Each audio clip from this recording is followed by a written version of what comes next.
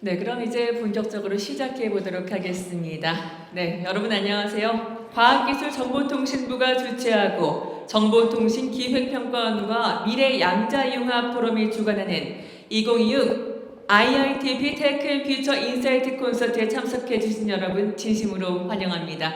저는 오늘 3회를 맡은 아나운서 조윤하입니다.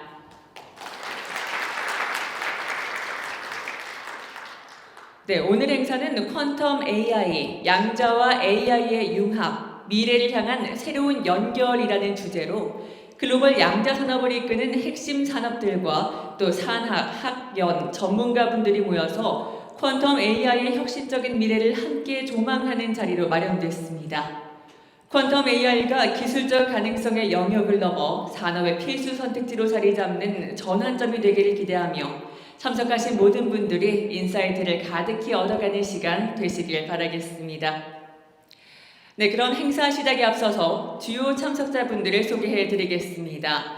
한 분 한 분 소개해 드릴 때마다 큰 박수로 맞이해 주시면 감사하겠습니다.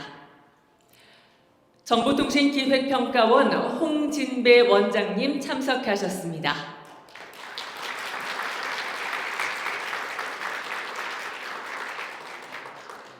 과학기술정보방송통신위원회 최민희 위원장님 참석하셨습니다.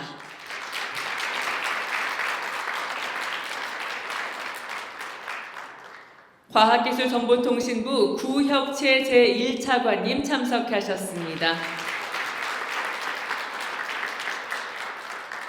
네, 이외에도 다양한 분야에서 양자산업 발전에 힘쓰고 계시는 기업, 기관, 임직원분들께서 참석해 주셨는데요. 시간 관계상 모든 분들을 소개해드리지 못하는 점 양해 부탁드리겠습니다. 네, 참석자 여러분께 다시 한번 감사의 마음을 전해봅니다. 그럼 먼저 본 행사를 주관한 정보통신기획평가원 홍진배 원장님의 개회사가 있겠습니다. 큰 박수로 맞이해 주시기 바랍니다.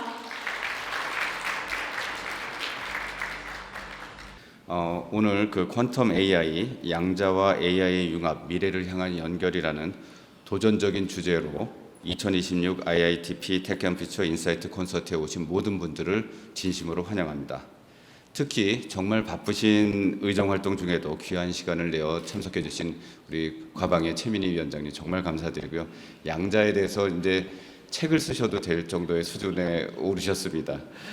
그리고 항상 또 양자 분야 지원 많이 해주시는 그 과학기술정보통신부 구혁채 1차관님 감사드리고요. 참석하신 모든 분들 감사드립니다. 우리는 AI 대전환이 정보 생성과 추론을 넘어 스스로 계획하고 실행하는 AX 2.0 시대의 변곡점에 서 있습니다. 이러한 AX 2.0의 흐름은 기존 산업 구조와 일하는 방식을 바꾸며 우리의 일상과 국가 경쟁력을 재편할 것입니다. 하지만 그 이면에는 폭증하는 데이터, 기하급수적으로 증가하는 전력 소모, 그리고 기존의 연산 방식의 한계를 마주하고 있습니다.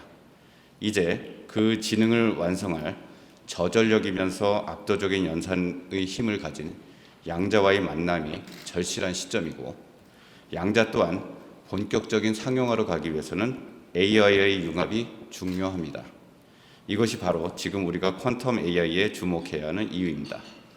퀀텀 AI는 양자 컴퓨터의 계산 능력을 AI에 접목해 AI의 학습과 추론을 가속화하는 동시에 AI 기술을 활용해 양자 컴퓨터를 고도화함으로써 상호 보완적인 혁신 생태계를 형성하는 미래 기술의 정점입니다.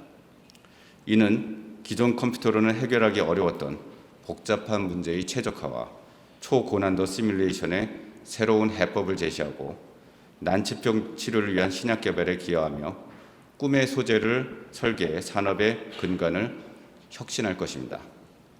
그러나 이러한 변화는 어느 한 분야의 노력만으로는 결코 완성할 수 없습니다.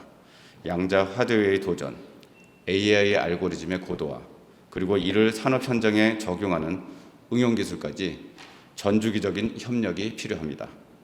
정보통신기획평가원은 이러한 양자 퀀텀 AI의 촉진자로서 산학연의 역량을 하나로 모아 퀀텀 AI의 퍼스트 무버로 도약하도록 최선을 다해 지원하도록 하겠습니다. 오늘 이 자리가 양자와 AI의 융합을 위한 산학연과 현재와 미래를 잇는 뜻깊은 출발점이 되기를 기대합니다. 다시 한번 바쁘신 일정 중에도 참석해 주신 모든 분들의 건승과 행운을 기원합니다. 감사합니다. 네, 좋은 말씀 감사합니다. 예, 안녕하세요. 매우 독특한 방식으로 양자라는 단어를 대중화시킨 과방위원장 최민희입니다.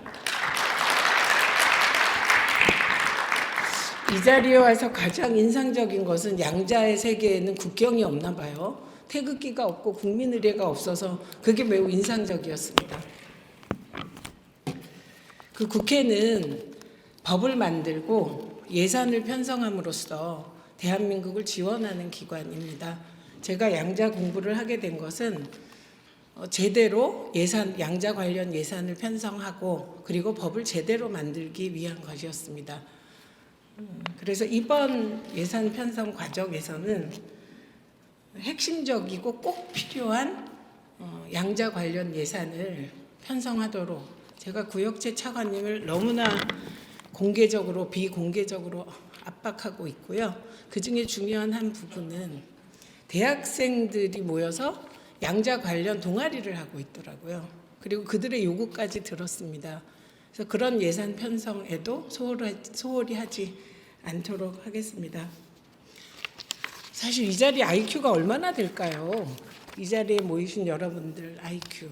그 천재적 감성과 천재의 땀으로 역사가 진전해 왔고 앞으로 AI 양자 하이브리드 시대가 열려갈 거라고 믿습니다. 그리고 과학자들이 연구실에서 누구도 알아주지 않는데 그 오랜 실험의 결과로 결과물을 내고 수학자가 그 수식을 만들기 위해 머리를 쥐어짜고 그런 과정의 고통을 저는 지난 과방위원장 되고부터 양자 공부를 시작해서 욕도 지질나게 많이 먹었는데 그거를 더 알게 되었습니다. 그래서 오늘의 대한민국이 우리가 흔히 국기에 대한 맹세할 때 선조들의 땀과 피 얘기하잖아요. 그 선조들의 땀과 피에는 과학자들의 헌신이 있다는 것을 다시 깨닫게 되었습니다. 그리고 우리 한 교수님, 저는 사실 양자에 꽂혀가지고 계속 하루에 4시간 이상을 양자 책 읽고 공부하고 그랬는데요.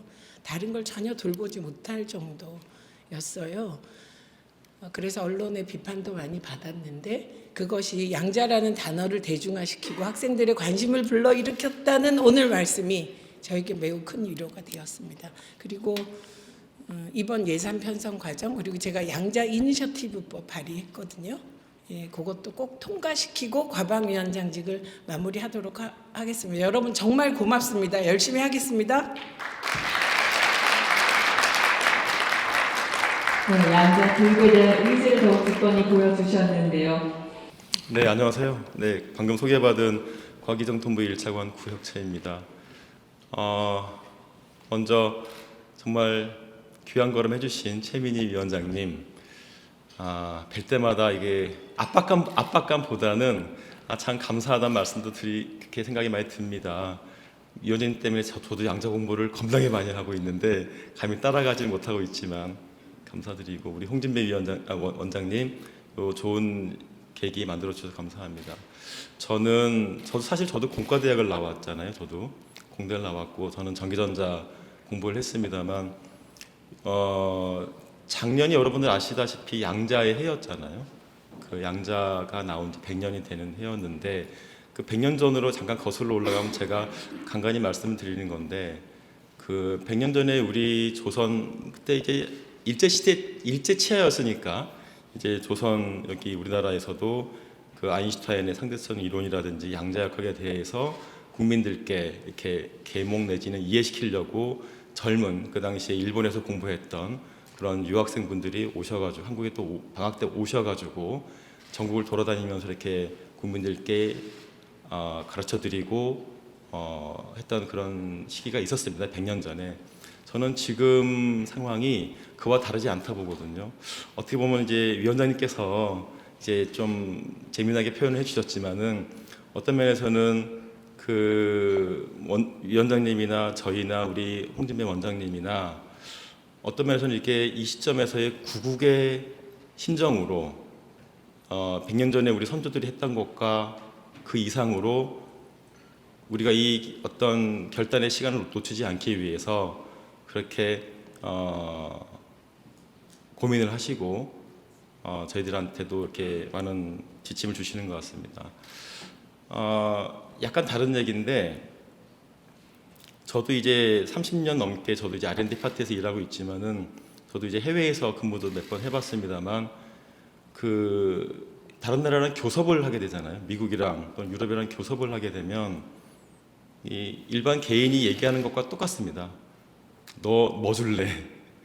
우린 이거 못 준다, 뭐 준다 이런 식으로 딜을 하게 되는데 여러분들도 하시겠습니다만 딜할 때 가진 게 없으면 딜이 안 되거든요. 끌려가거든요.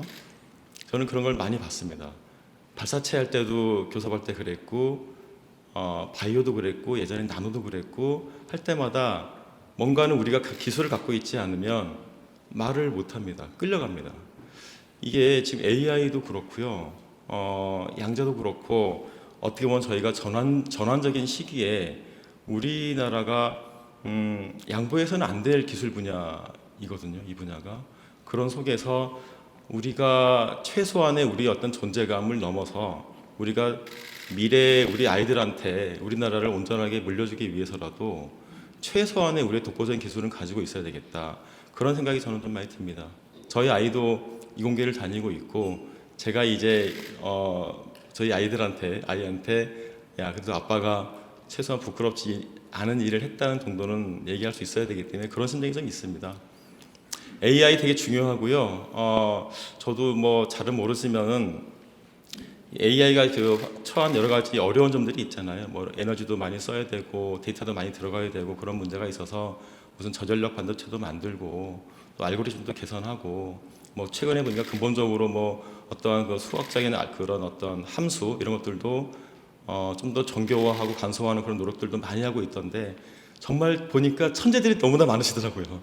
그런 부분이 있던데 이런 AI를 양자와 또 접목시킨다면은 좀 더 우리가 풀지 못한 그런 난제들도 좀 더 편하게 풀 수 있고 반대로 또 AI의 도움을 받아서 양자가 좀 더 정교해지고 오류도 줄여나가고 이런 식으로 갈 수 있고 아마 오늘도 나오겠습니다.만 이제 HPC 연결해가지고 하이브리드로 간다면 또 가야 되고요. 그렇게 해야지만이 우리나라가 조금이라도 이 전 세계 어떤 경쟁에서 이겨나갈 수 있다 이런 생각이 듭니다. 예산 잘 태우겠습니다. 네, 오늘 많이 배우고 가겠습니다. 감사합니다. 네. 네, 그럼 이제 본격적으로 시작해 보겠습니다. 오늘 순서는 기조 강연, 주제 발표 1부와 2부 순서로 진행되겠는데요.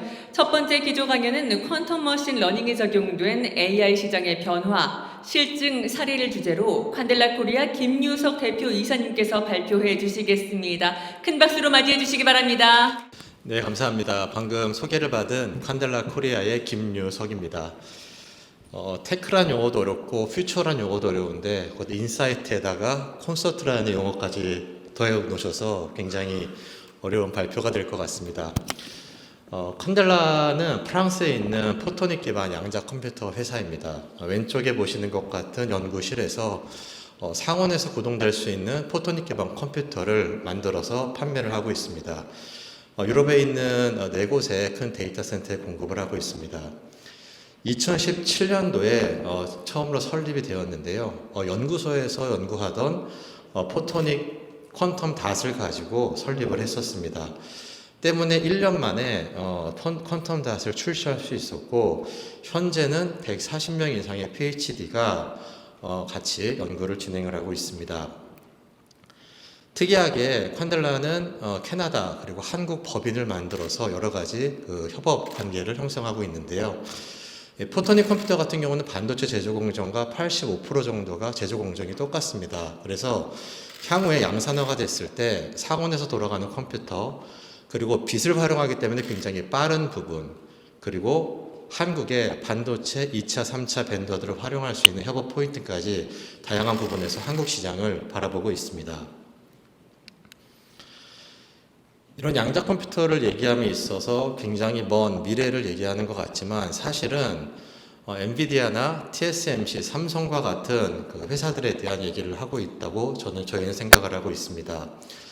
2025년도 초에 CES에서 이제 젠슨 왕이 스펙트럼 X하고 퀀텀 X라는 칩을 만들어내겠다라고 발표를 했었는데요. 당시에는 이제 양자 관련된 그 시장이 굉장히 오래 걸릴 것이다라고 얘기를 했고, 작년 6월 달에는 변곡점에 있다라는 얘기를 하면서 약간 말이 혼란스러운 부분이 있었습니다. 하지만 엔비디아가 현재 그 진행하고 있는 여러 가지를 보면, 한쪽에서는 MVQ 링크라고 하는 QPU와 GPU를 커뮤니케이션 할 수 있는 연구를 각 퀀텀 제조회사들이랑 하고 있습니다. IBM이나 저희 파스칼 등등 여러 가지 제조기업들과 하고 있고요. 이면에서는 이런 그 칩을 만들어내고 있는데, 여기 말하는 퀀텀이란 퀀텀 X의 퀀텀은 저희가 말하는 퀀텀은 아닙니다. 이 칩에 대한 이름인데요. 결국에 대한 개념은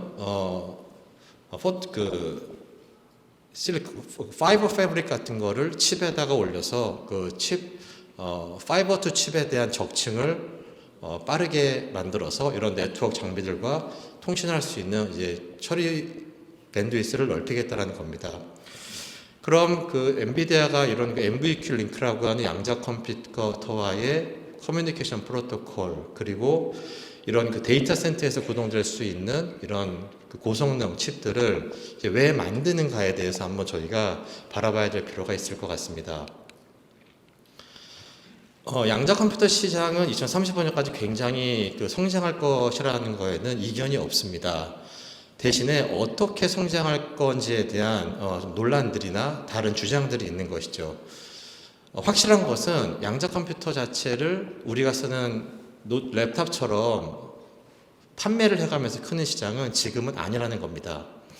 저기 왼쪽에 보시듯이 현재는 퀀텀을 AI에 적용을 시켜서 AI가 좀 더 어떤 일을 잘하게, 혹은 퀀텀이 못하는 것을 AI 쪽에 있는 도움을 받아서 에러를 정정하는 그런 쪽의 연구로 많이 진행이 되고 있습니다.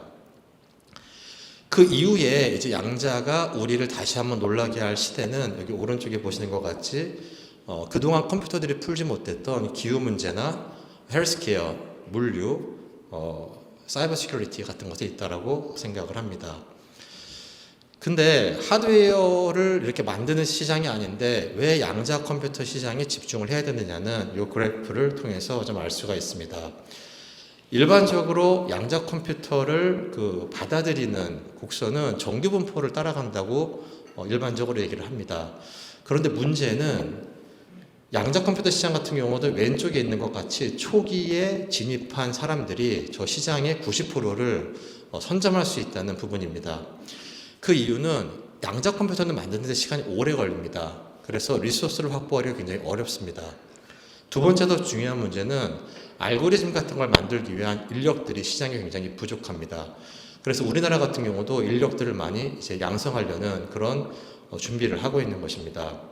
결국은 인력들이 좋은 알고리즘을 많이 만들어내서 하드웨어가 상용화됐을 때 그 하드웨어를 빠르게 잘 활용하는 것이야말로 국가 경쟁력이 높아질 수 있다라고 생각을 하고 있습니다.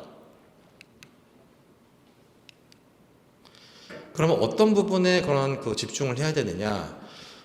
이제 그 양자 컴퓨터가 푸는 여러 가지 예제들이 이렇게 아래쪽에 나오고 있는데요. 뭐 많이 보시는 헬스케어 문제를 풀 수 있다, 에어로스페이스를 풀 수 있다라는 부분에 대해서 결국은 고정 컴퓨터가 못하던 스파르스 매트릭스하고 하는 소수 함수를 풀게 되면 네 가지 시뮬레이션, 옵티마이제이션, 머신러닝, 그리고 크립토그래피에 굉장한 효과를 거둘 수 있고, 그런 분야별로 굉장히 많은 유즈 케이스들이 나올 수 있다는 게 현재 업계에서 말하고 있는 부분입니다. 각각의 시장 자체가 굉장히 성장한다는 것은 많은 이론들이 나오고 있는 상황입니다. 그럼 이제 QPU라는 것이 결국은 양자 컴퓨터의 좀 핵심인데, 그동안 데이터 센터들은 인공지능을 서포트를 하면서 GPU와 CPU, 병렬 처리를 잘하는 GPU와 순차 처리를 굉장히 잘하는 CPU를 섞어서 데이터 센터를 만들었습니다. 하지만 QPU는 속도도 굉장히 느리고 그리고 메모리도 굉장히 적습니다. 그럼에도 불구하고 QPU에 집중해야 되는 이유는 저 왼쪽에 두 개가 못하는 것들을 QPU가 할 수 있기 때문에 그렇습니다. 결국 핵심은 대체가 아니라 확장입니다. 차관님께서 말씀하셨듯이 데이터 센터에 들어가는 그 QPU 자체가 어떻게 CPU와 GPU와 콜라보를 하면서 데이터 센터를 경쟁 있게 만드느냐, 그리고 그 돌아가는 알고리즘을 누가 잘 만드느냐가 경쟁력이다라고 말씀드릴 수가 있습니다. 모든 사람들이 현재는 Gen AI를 말하고 있습니다. 챗 GPT에 버금가는 여러 가지를 말하고 있는데 사실은 퀀텀 컴퓨팅이 몇 년 내로 갔고 퀀텀 어드밴티지의 시점을 임계치로 넘어가는 시점에 있게 되면 사실은 우리는 Gen AI가 아니라 퀀텀 AI를 얘기하고 있을 것 같습니다. 그동안 지금의 우리 컴퓨터는 무의 법칙을 따라왔습니다. 하지만 트랜지스터가 더 이상 작아질 수 없고 열 문제나 간섭 현상이 일어나는 문제를 이제 해결하기 위한 대체제로 양자 컴퓨터가 논의가 많이 되고 있습니다. 업체마다 이론은 다릅니다만 2027년에서 2030년 사이 퀀텀 어드밴티지가 온다라는 것은 공통적으로 얘기를 하고 있습니다. 그 어드밴티지는 GPU나 CPU를 다 몰아내고 퀀텀이 다 한다라는 개념이 아니고 그동안 우리가 보지 못했던 영역에서 GPU와 같이 협업을 해가면서 어떠한 문제를 풀어나간다라는 의미로 정의할 수 있을 것 같습니다. 현재 양자 업계에는 두 가지 양자에 대한 정의가 존재하는 것 같습니다. 제일 왼쪽에 보시는 NISQ, 그러니까 현재 노이즈가 있는 컴퓨터입니다. 물리적인 큐빗을 만들었는데 얘가 논리적인 큐빗으로 가기 위해서 오류가 많아서 이 오류를 어떻게 줄여야 되느냐를 현재 모든 회사들이 노력을 하고 있습니다. 그 오류 정정에 일부 그 GPU나 이런 그 AI의 도움을 받고 있죠. 두 번째 정의는 오른쪽에 보시는 저희가 갈구하고 있는 Fault Tolerance, 그러니까 FTQC라고 하는 오류 정정이 끝난 컴퓨터입니다. 업체마다 개수는 다릅니다만 논리적 큐빗을 가지고 오류가 없는 상태에서 아까 말했던 굉장히 고난도의 연산을 수행하는 부분입니다. 그 사이에 이 중간 영역이 존재합니다. 현재 GPU에서 시뮬레이션이 가능하면 양자 컴퓨터를 왜 써? 라는 그 챌린지도 받고 있고요. 노이즈가 있는데 무슨 어드밴티지야? 라는 얘기도 있습니다. 그리고 너무 느리다 라는 얘기도 있죠. 하지만 오류가 있는 컴퓨터와 오류가 없는 사이에서 과연 오류가 없는 컴퓨터가 나올 때까지 기다려야 되느냐에 대한 문제는 또 다른 문제입니다. 사실은 이 중간을 풀어야 되는 문제가 AI와 인력들이 QML, 퀀텀 알고리즘을 써서 뭔가를 만들어내는 그런 중간 그레이 영역이라고 볼 수 있습니다. 저 영역에 대한 준비를 어떻게 하냐에 따라서 오른쪽에 보시는 FTQC가 나왔을 때 산업 경쟁력이 좌우된다라고 말할 수가 있습니다. 저희는 이미 그 예를 봤습니다. 저희가 지금 쓰고 있는 그 챗 GPT가 나오기 전 10년 전에 트랜스포머라고 하는 게 나왔습니다. 사실은 트랜스포머의 기원을 따라 올라가 보면 1990년대 월드 임베딩이 나와서 단어 간의 시멘틱을 조합할 수 있습니다. 왕에서 남자를 빼고 여자를 더하면 퀸이다라는 공식을 워드 임베딩이 처음으로 AI에서 만들 수가 있었습니다. 그 다음에 RNN이 나오면서 시퀀스 러닝이 가능했고요. 2014년도에 인코더 디코더가 나오면서 엔드-투-엔드 모델링, 문장 단위 처리가 가능했습니다. 어텐션 베이스 트랜스포머가 나오면서 AI가 그야말로 이제 꽃 씨앗을 피운 겁니다. 그리고 나서 8년 뒤에 GPT라는 게 나왔습니다. 우리는 AI를 바라보면서 이런 오랜 기간에 씨앗을 어떻게 키우냐에 따라서 어떤 나라는 GPT를 만들어냈고 어떤 나라는 그 후발에 따라간다는 경험을 이미 한 상태입니다. AI 레슨은 명확합니다. 하드웨어는 변하지 않았습니다. CPU가 있었고 GPU가 있었습니다. 하지만 그 상태에서 새로운 핵심 요소들, 임베딩, RNN, 어텐션, 트랜스포머라는 것들은 누군가 만들어 냈다라는 겁니다. 지금 상태는 양자 분야에서 중첩, 간섭, 얽힘과 같은 새로운 핵심 요소들이 나오면서 그것을 어떻게 활용하냐에 따라서 산업 생태계가 바뀔 수 있는 AI와 똑같은 트랙을 따라갈 거다라는 부분입니다. 하지만 속도는 더 빠를 겁니다. 왜냐하면 디스럽티브 AI에서 봤듯이 AI가 세상을 바꾸는 속도를 못 따라가면 얼마나 고생을 한다라는 게 이미 경험치로 알게 됐기 때문입니다. 핵심적인 아이디어는 모델입니다. 어떻게 모델을 적용해야 되느냐, 어떻게 산업계에 잘 쓰게 할 거냐, 어떻게 양자를 적용해서 산업 생태계의 경쟁력을 올릴 거냐가 결국은 핵심이다라는 말씀을 드리고 싶습니다.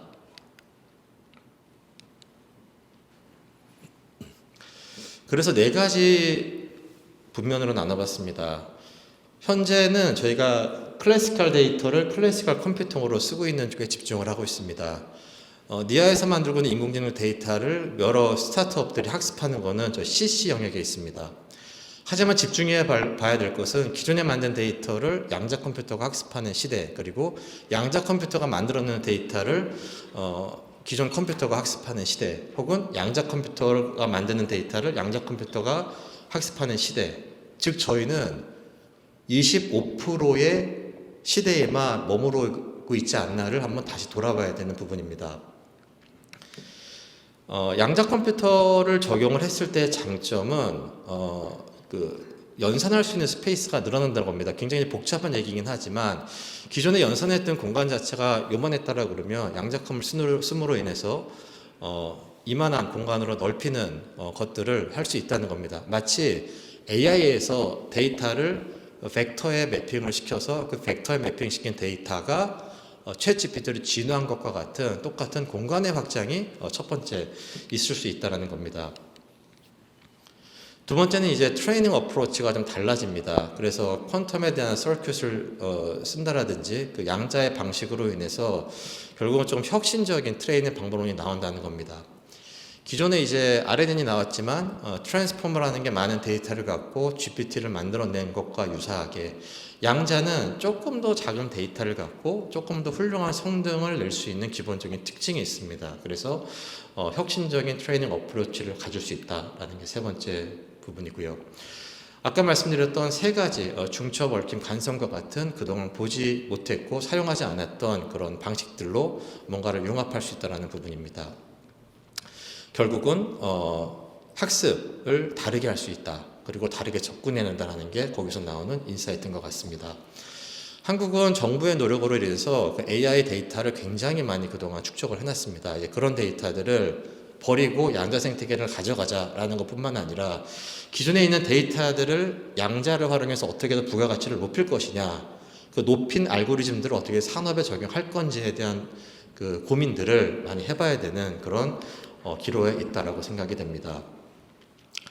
여기서 말하는 게 퀀텀 머신 러닝입니다. 굉장히 많은 얘기들이 나오고 있습니다. AI와 양자를 적용해야 돼라고 하면 이제 퀀텀 머신 러닝이라는 게 나오고 있습니다. 방식에 따라서 저렇게 굉장히 많은 것들이 나오고 있습니다.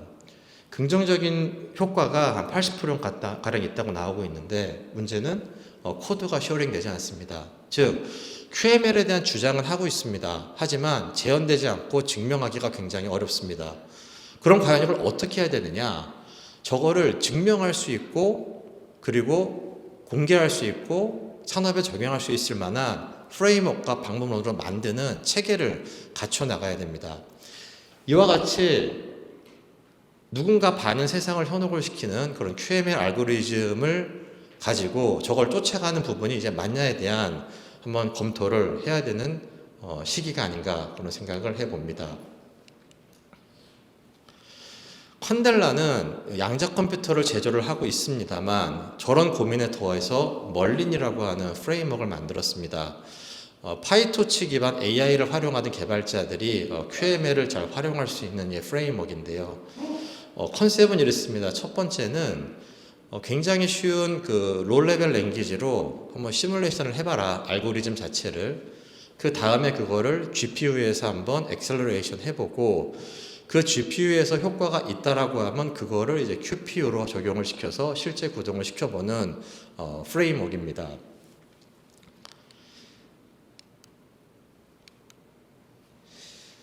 이런 프레임워크를 만들게 된 이유가 있습니다. 저기 왼쪽에서 보시는 2023년부터 2025년도까지 유럽에 있는 굉장히 많은 회사들, 뭐 탈레스와 같은 국방, NVDA 국방, EDF 같은 에너지 회사 등등과 굉장히 많은 POC를 했습니다. 근데 그 당시에 산업에 적용할 수 있는 유용한 알고리즘이야 라고 하는 거를 몇 개를 발견했냐 하면 3년 동안에 2개를 발견했습니다. 그런데 거기서 축적된 방법론과 접근 방법, 고객을 어떻게 설득해야 되느냐, 본인들이 갖고 있는 문제를 양자 쪽으로 어떻게 갖고 오게 하는지에 대한 거를 정립을 해서 2025년 6월 달에 멀린이라는 프레임워크를 만들고 이걸 적용해 봤더니 채 6개월이 안 돼서 작년에 3개의 유용한 산업 적용 알고리즘을 발견해낼 수 있었습니다. 아까 말했던 노이즈가 있는 컴퓨터와 노이즈가 없는 컴퓨터 사이에서 우리가 해야 될 것이 무엇인가 여러 가지가 있습니다. 컴퓨터에 대한 연구도 해야 되고 네트워크 연구도 해야 되고 보안도 해야 됩니다. 하지만 꼭 잊지 말아야 될 것은 이 중간에 있는 것 같이 산업계에 적용할 수 있는 알고리즘을 어떻게 잘 만들 수 있는지에 대한 인력 양성, 프레임워크에 대한 사용, 프레임워크 개발 등등에 대한 여러 가지가 꼭 중간에 코어로 잡혀야 된다는 부분을 여기서 실증 사례로 얘기를 하고 있습니다. 멀린이라고 한 프레임워크는 콴델라 허브에 들어와 보시면 다 공개가 되어 있습니다. 지금도 사용할 수 있는 부분이고요. 그런 멀린이라는 프레임워크를 써서 유용한 알고리즘을 만들었던 몇 개의 사례를 간단히 공유를 드리고자 합니다. 첫 번째는 그 BMW 그룹하고 에어버스에서 진행했던 사례인데요.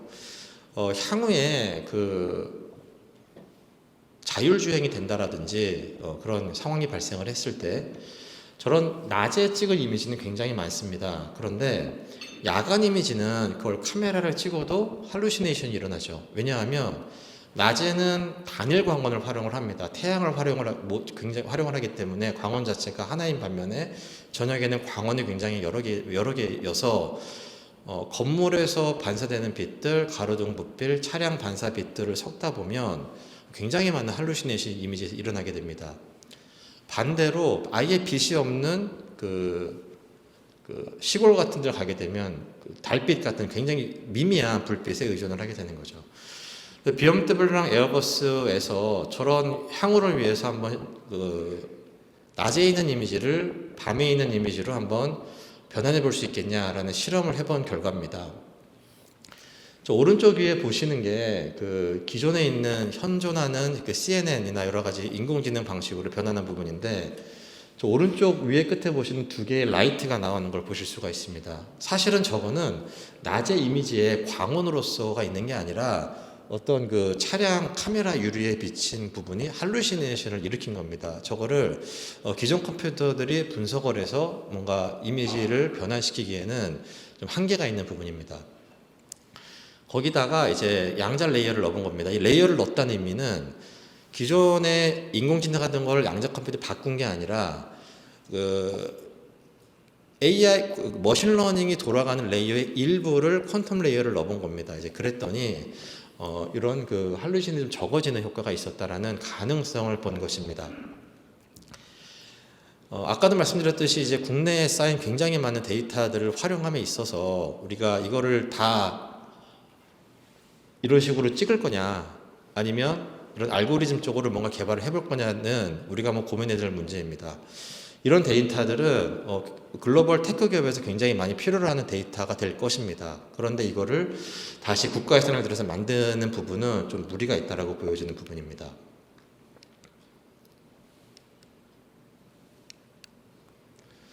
두 번째 예제는 그 멀웨어라고 하는 이제 바이러스죠. 바이러스를 오렌지라고 하는 통신사입니다. 우리 KT나 SKT 같은 통신사인데 거기서 멀웨어를 좀 분석해내는 방법을 좀 바꿔봤습니다. 이거를 이제 통신 네트워크 트래픽이 들어오는 거를 이렇게 이제 이미지로 전사를 시켜서 그거를 QCNN으로 좀 분석을 해봤더니 이전보다 조금 더 성능이 좋아졌다. 그리고 더 중요한 거는 패밀리 그룹까지를 다 식별을 해내더라는 겁니다. 여기에는 양자적인 특성 중에서 더 적은 양의 데이터 갖고 또 민감하게 많은 것을 해석을 해내는 양자 컴퓨터의 역량이 있기 때문에 이게 가능했었습니다. 현재 이제 이런 그 제키마나 양자 컴퓨터가 OVH 클라우드, AWS 같은 유럽의 클라우드 회사인데요. 거기 들어가서 SSL 인증서를 현재 발급하는 용도로 활용을 하고 있습니다. 우리나라도 이제 뭐 해킹 문제 같은 게 굉장히 많이 발생을 하고 있는데요. 유럽의 데이터 센터들은 실제로 와우가 나오기 전에 한 단계 한 단계 현재 노이즈가 있지만 얘가 할 수 있는 그런 영역에서 양자 컴퓨터들을 적용해 나가고 있는 그런 상황입니다. BTQ라는 회사는 이제 블록체인 회사입니다. 근데 블록체인이 갖고 있는 여러 가지 이제 문제가 있죠. 하나는 증명 알고리즘을 만들어야 되고 그 증명 알고리즘을 만들기 위해서 굉장히 에너지를 많이 소모합니다. 그거의 대표적인 예가 이제 비트코인입니다. 이거를 이제 양자 퀀텀 프루프를 이제 바꾸는 노란색으로 하는 것들을 이제 시도를 하고 있는데요. 여러 가지 장점이 있습니다. 굉장히 많은 노드에 있는 증명 노드를 만드는 것들을 양자 컴퓨터는 굉장히 적은 수의 하드웨어 리소스를 만들어낼 수가 있습니다. 그렇게 되면 밑에서 보시는 unconditional security라고 하는 부분은 10,000년 지내야 깨져, 10만 년 지내야 깨져. 갑자기 그랬는데 AES 암호 같은 경우는 양자컴이 나온다 그러면 깨진다 그러죠. 그게 unconditional security인데 computational security인데 양자컴을 적용을 하게 되면 아예 깨질 수 없는 그런 시큐리티 체계를 가져갈 수가 있습니다. 그래서 기존에 있는 computational security를 unconditional security로 바꿔나가는 그런 R&D를 현재 진행을 하고 있습니다. 퀀델라는 퀀텀 닷이라고 하는 레이저를 쏘면 그 양자 성능을 지닌 물질을 만들어내는 조그만 퀀텀 닷을 만들어내고 있고요.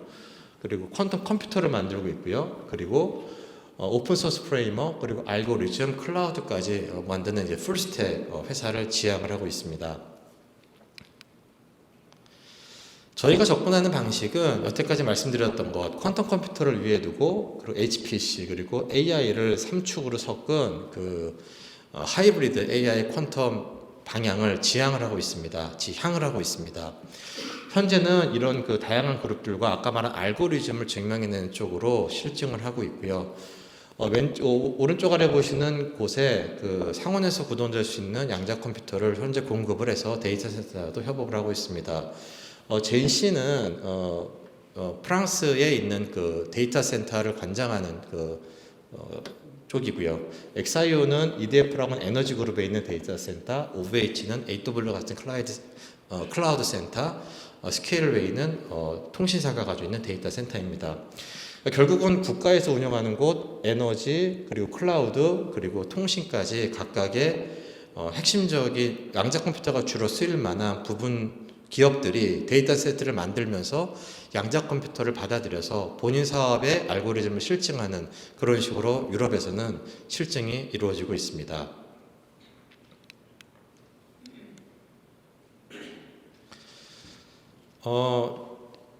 저희가 그 2023년도에 공급했던 첫 번째 컴퓨터 그리고 25년도에 캐나다에 공급했던 컴퓨터 이제 캐나다에는 EDF 그룹과 통해서 퀘벡시와 에코시스템을 만들었습니다. 현재 이제 퀀델라는 대전시하고 서울시와 이제 MOU를 맺었는데요. 결국은 이제 하고 지향하는 바는 캐나다 퀘벡 같은 경우는 양자 컴퓨터를 들여서 이제 그거를 이제 지역에 있는 산업 생태계로 펼치는 그런 것들을 하고 있습니다.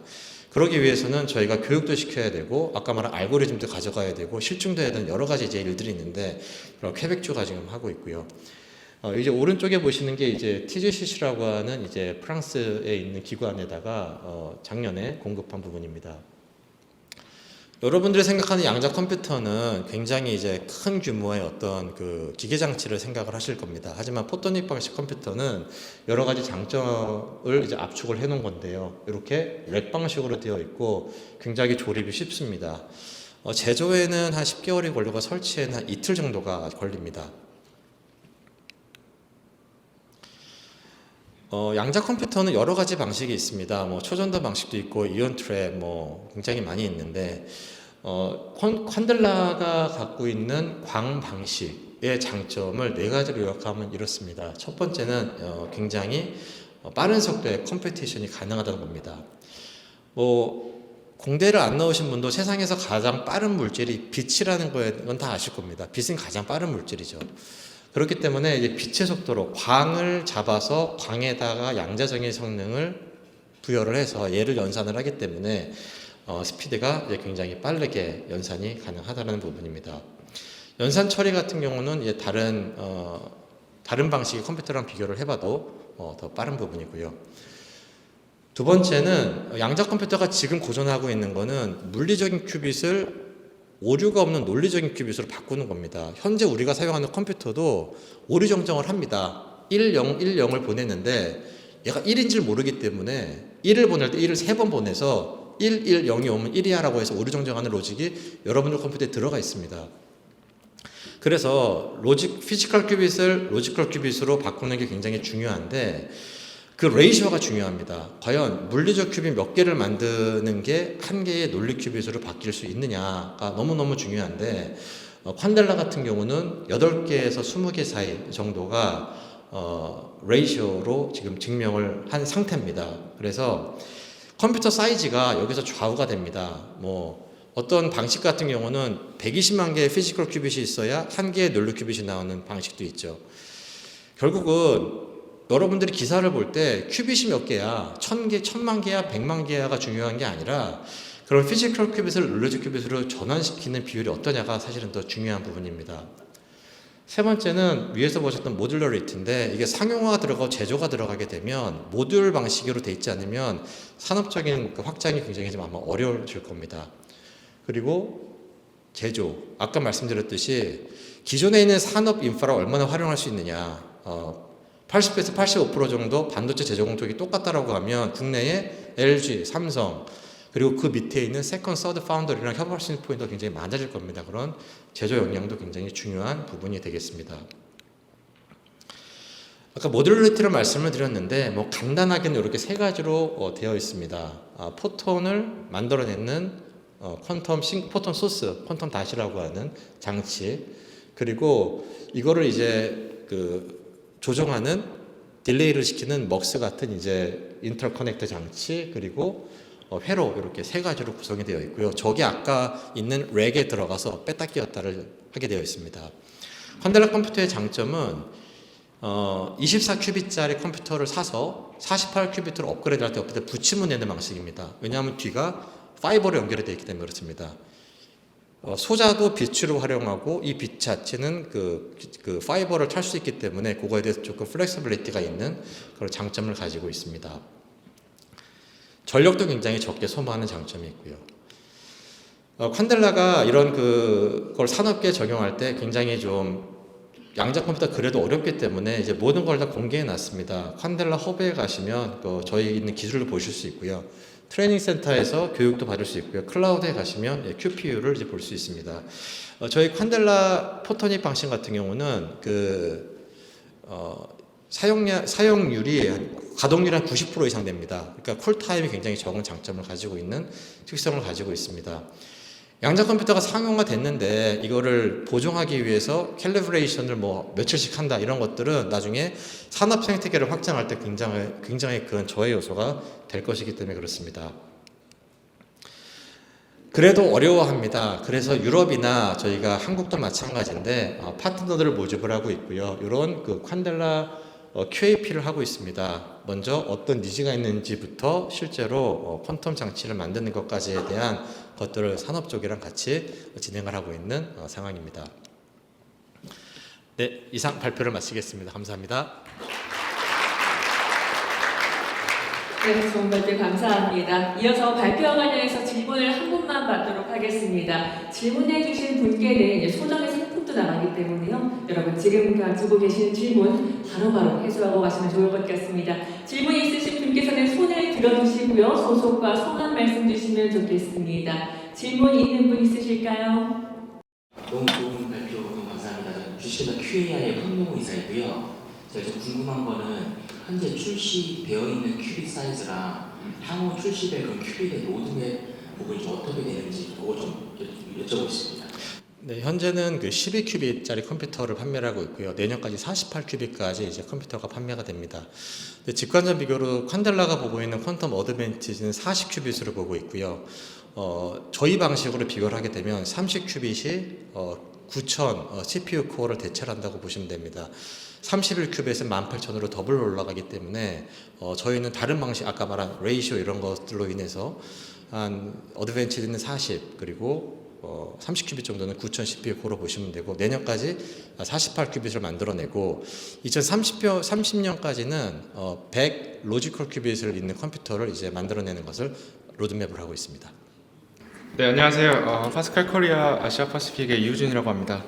저는 오늘 The Present and Future of the Quantum Technology Industry라는 제목으로 양자 산업의 과거, 현재 그리고 미래에 대해서 이야기를 해보도록 하겠습니다. 발표는 크게 세 부분으로 나눠봤는데요. 첫 번째는 The Past, 양자 기술의 과거입니다. 양자 기술은 최근에 생겨난 것이 아니라 이미 100년 전부터 양자역학이 발견됐을 때부터 계속해서 축적되어 왔습니다. 그리고 그 당시의 철학이 지금의 양자 연구 개발에도 영향을 계속 미치고 있기 때문에 한번 간략하게 리뷰를 해보려고 합니다. 그리고 두 번째는 The Present, 양자 기술의 현재입니다. 현재 양자 기술은 연구 단계를 넘어서 산업 경쟁 단계에 접어들어 있습니다. 스타트업, 대기업, 그리고 정부가 동시에 움직이고 있고 오늘과 같은 큰 행사도 이제 많이 열리고 있는데 이런 부분들을 좀 보려고 하고 그리고 더 피처, 양자 기술의 미래 부분에서는 이제 양자 기술에서 앞으로 중요하게 될 키워드들 퀀텀 클러스터 그리고 하이브리드 하이 퍼포먼스 컴퓨팅 그리고 퀀텀 AI 그리고 양자 오류 정정을 구현하는 폴트 톨러런트 퀀텀 컴퓨팅 FTQC에 대해서 이야기를 해보도록 하겠습니다. 그래서 양자 기술의 과거입니다. 양자 컴퓨터 개발의 모티베이션은 자연 자체를 모방하는 계산 기계를 개발하는 것이었습니다. 리처드 파인만이 1982년경에 이런 생각을 처음 한 사람으로 많이 언급되는데요. 우리가 현재 쓰고 있는 컴퓨터들, 특히 슈퍼컴퓨터들이 매우 강력한 연산 성능을 가지고 있기는 하지만 양자역학 계산에 필요한 연산량은 계산을 하려는 시스템의 입자 개수에 따라서 기하급수적으로 늘어나는 특성이 있습니다. 그렇기 때문에 입자가 100개 정도만 돼도 사실상 현존하는 최고의 슈퍼컴퓨터로도 계산이 불가능하게 됩니다. 그래서 이렇게 양자역학적인 계산을 할 때 기존의 컴퓨터로도 연산 능력이 부족한 이유는 이제 너무 많은 숫자를 가지고 계산을 해야 되기 때문인데요. 그래서 여기서 자연 자체를 모방하는 계산 기계라는 모티베이션이 나오게 됩니다. 그런 수많은 숫자들을 계산하는 대신에 그냥 컴퓨터 자체가 양자역학적으로 작동하고 그것을 가지고 우리가 계산하려는 시스템을 모방을 하면 또는 시뮬레이션을 하면 그러면 양자역학을 훨씬 효율적으로 계산할 수 있다는 아이디어입니다. 그래서 그렇게 자연 자체를 모방하는 계산기계, 양자 컴퓨터라는 개념이 나오게 됩니다.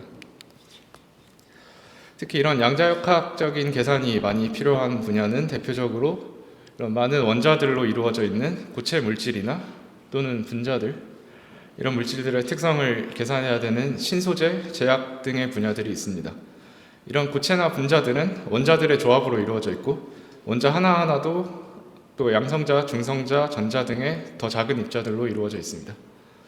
이렇게 다양한 물질과 분자들이 있지만 근본적인 원리는 모두 같습니다. 이런 단위 원자들이 입자들이 포텐셜 에너지를 만들면서 서로 상호작용을 함으로써 이런 물질이나 분자들을 이루게 되고 또 이런 다른 물질이나 분자들로 변하게 되는 것입니다. 그러면은 이런 시스템을 계산하기 위해서는 우리가 원자들을 따로 포획을 하고 계산하려는 시스템에 맞게 배치를 해서 그것들이 포텐셜 에너지를 가지게 되면 그것들이 원래 시스템을 모방하면서 또는 시뮬레이션 하면서 우리가 원하는 결과를 얻을 수 있다라는 생각을 할 수가 있습니다. 그래서 이런 방식을 양자 시뮬레이션 또는 해밀토니안 시뮬레이션이라는 이름으로 부르고 이런 방향으로의 많은 연구들이 현재 진행이 되고 있습니다. 이런 아이디어들이 나온 이후에 양자 컴퓨터를 이용해서 또 다른 계산들도 가능한지에 대한 많은 탐색들이 있어 왔는데요. 대표적으로는 양자 컴퓨터 얘기가 나오면 항상 따라 나오는 쇼어 알고리즘이라는 유명한 알고리즘이 있죠. 쇼어 알고리즘은 1994년에 컴퓨터 과학자 피터 쇼어가 발표한 양자 컴퓨터를 이용해서 소인수 분해를 하는 알고리즘입니다.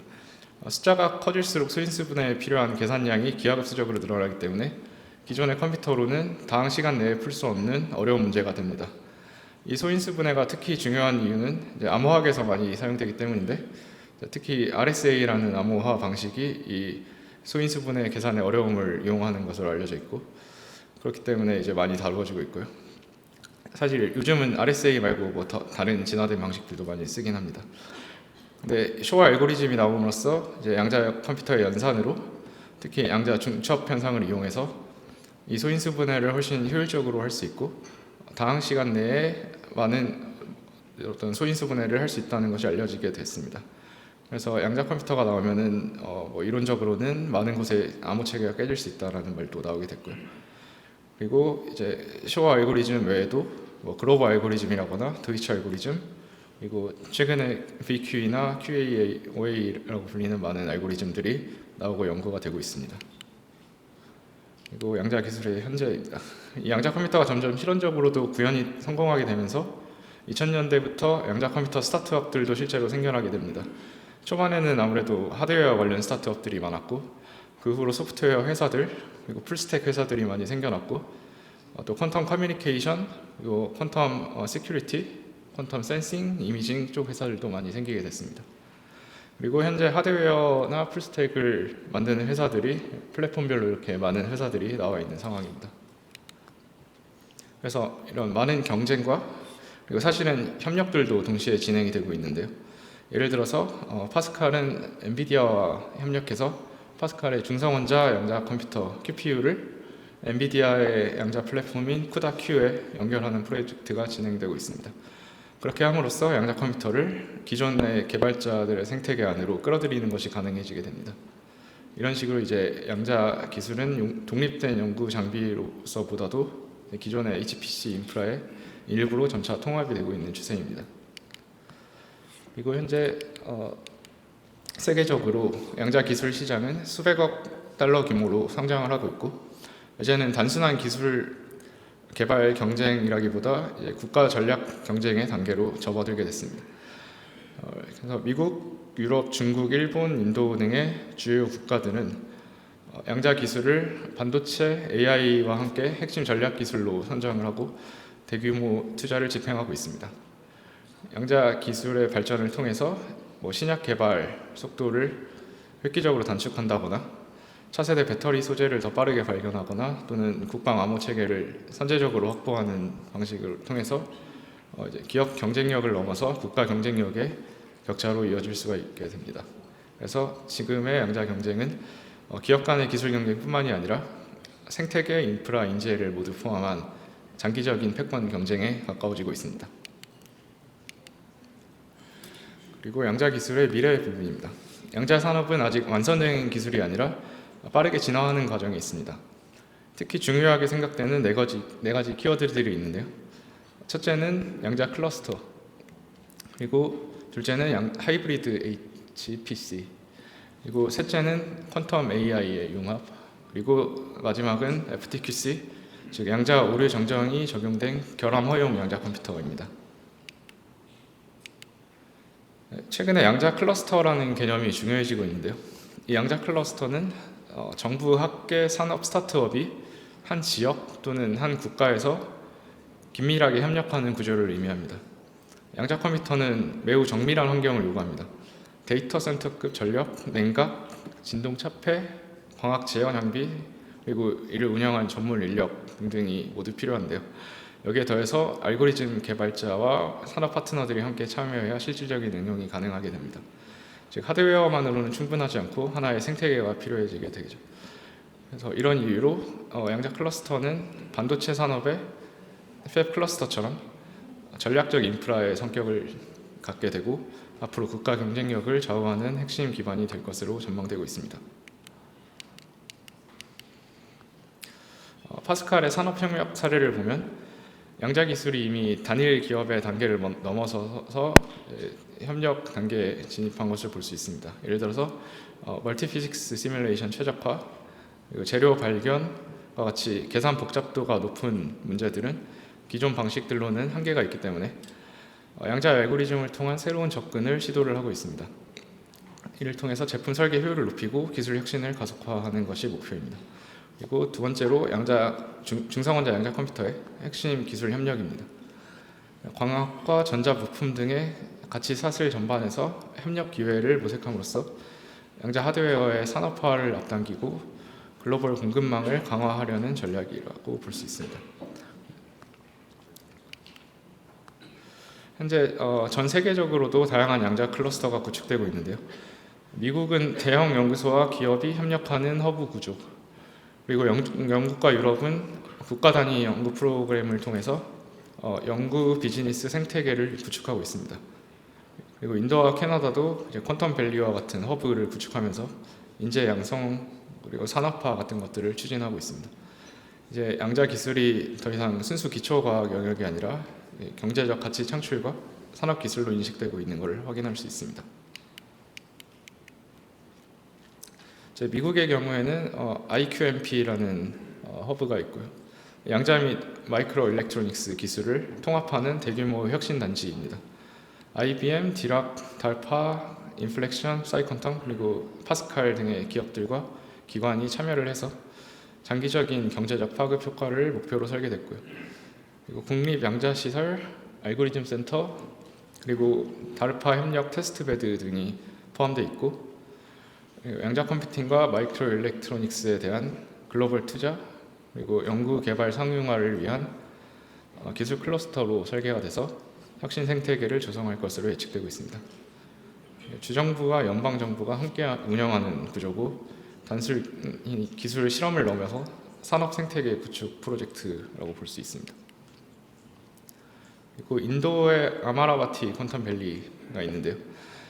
여기 같은 경우에는 정부 주도로 IBM, MS, 파스칼 등의 글로벌 기업들 그리고 TCS, L&T 등의 자국 기업들과 협력해서 인도 국가 양자 임무의 허브 역할을 하는 전략적 프로젝트입니다.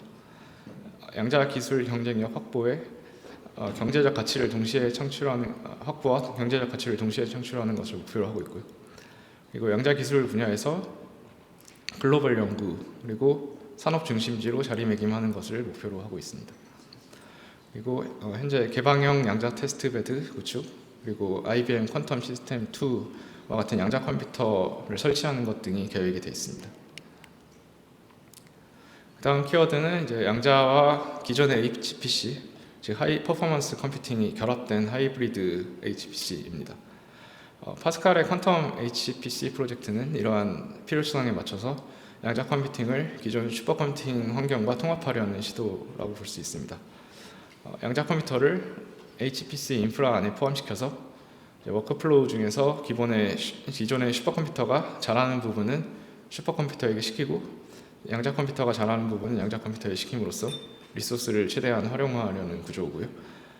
그래서 이제 여기서는 독일의 윤리 연구소, 그리고 프랑스의 젠시, 이탈리아의 시나카 등의 여러 유럽의 기관들 그리고 IBM, 엔비디아 같은 산업 파트너들이 참여를 해서 IBM의 슬럼이나 엔비디아의 NVQ 링크 등의 플랫폼들을 활용해서 실제 과학 계산 플로우에 양자 컴퓨터 QPU를 통합하는 것까지가 목표입니다.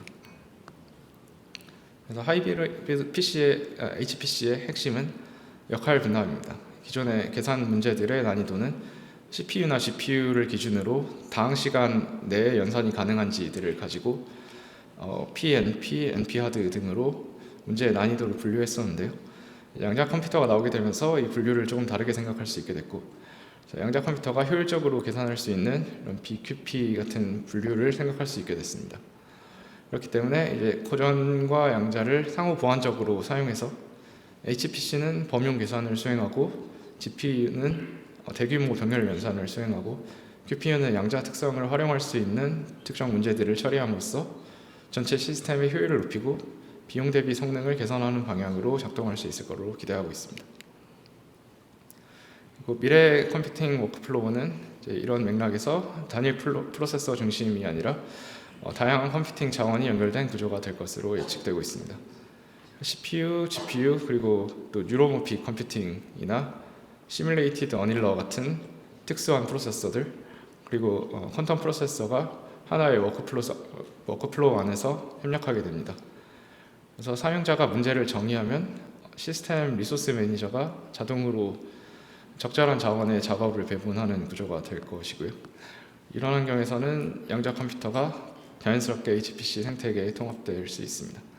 이렇게 양자 컴퓨터 기술의 미래는 점점 통합적 시스템으로 자리 잡는 방향으로 갈 것이라고 예측되고 있습니다. 양자 컴퓨터와 AI의 관계를 한 문장으로 표현하면 선순환 구조라고 표현할 수 있습니다.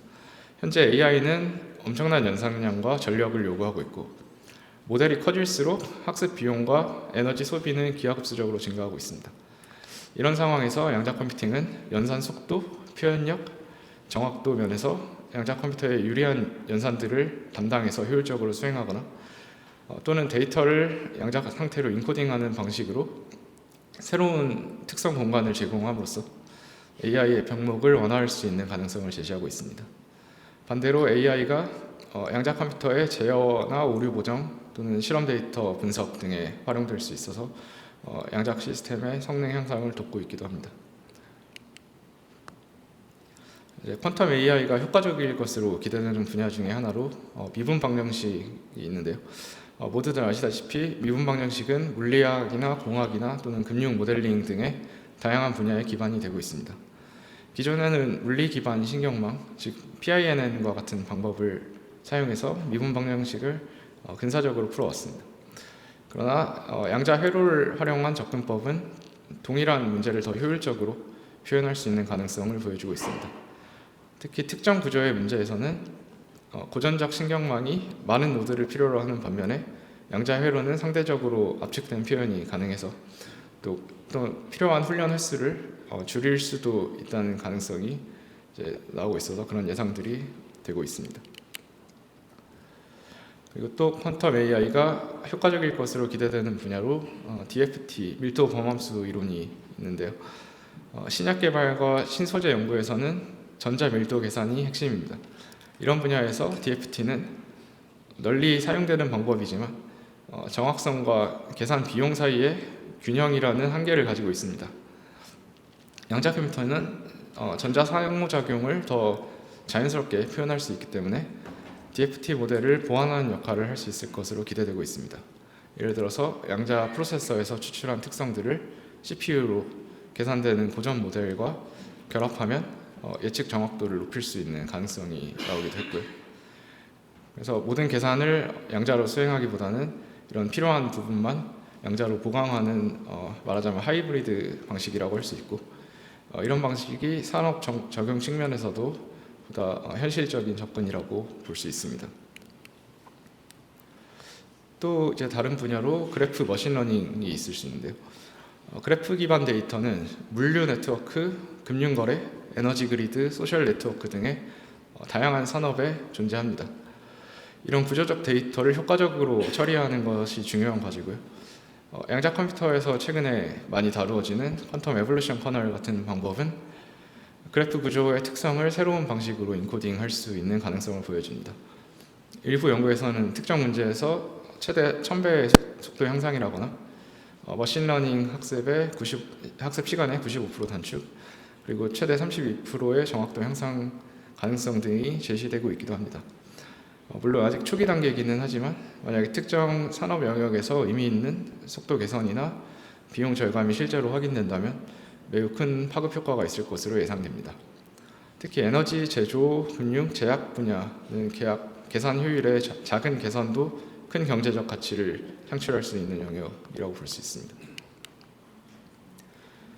그리고 사실 현재 양자 컴퓨터의 가장 큰 병목은 오류를 잡는 부분이라고 할 수 있는데요. 클래시컬 컴퓨팅 방식에서와 비슷하게 데이터에 오류가 생겼을 때 양자 오류 정정을 하면서 연산을 하는 것이 거의 필수라고 생각이 되고 있고, 이런 방식을 이제 폴트 톨러런트 퀀텀 컴퓨팅, 즉 결함 허용 양자 컴퓨팅, 줄여서 FTQC라고 부릅니다. 그래서 양자 컴퓨터 개발의 방향으로 큐비수 스케일링, 큐빅 컨트롤의 자유도를 높이기 위한 어드레서빌리티, 그리고 반복률의 향상, 그리고 더 큰 스케일링을 위한 인터커넥트 등과 함께 이제 이러한 퀀텀 에러 코렉션이 중요하게 지금 연구되고 개발되고 있습니다. 그래서 각 플랫폼은 자신만의 방식으로 오류 정정과 확장성을 확보하려고 노력을 하고 있고, 최근에는 자금, 인력, 인수합병 등을 통해서 개발 속도가 더 빠르게 가속이 되고 있습니다. 중성원자 플랫폼은 FTQC의 구현 측면에서 여러 가지 장점을 가지고 있습니다. 우선 수천 개 규모의 원자를 배열할 수 있는 확장성이 있고, 높은 연결성을 제공할 수 있습니다. 또한 특정 오류 정정 코드 구현에 유리한 구조를 가지고 있기도 합니다. 물론 다른 플랫폼들 역시 각자의 강점을 가지고 있지만 중요한 것은 이제 확정성과 연결성이라고 볼 수 있고요. FTQC로 가는 길은 단일 지표라기보다 이제 여러 기술들의 요소의 종합으로 결정이 될 수 있습니다. 그래서 중성원자 플랫폼은 이 균형을 맞추는 어떤 유망한 접근 중에 하나라고 평가되고 있습니다.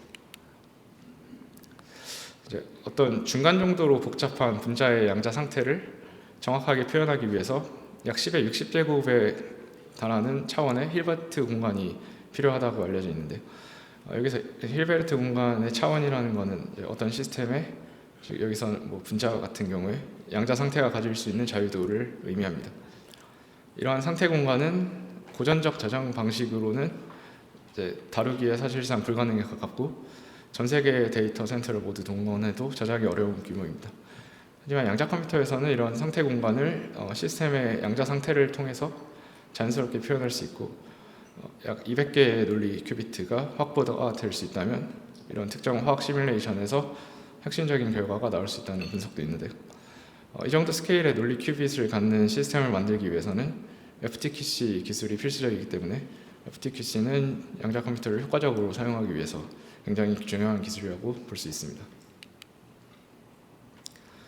FTQC로 가는 길은 이제 단순히 큐비트 수를 늘리는 것이 아니라 오류율을 낮추고 안정적인 제어 기술을 확보하는 과정입니다.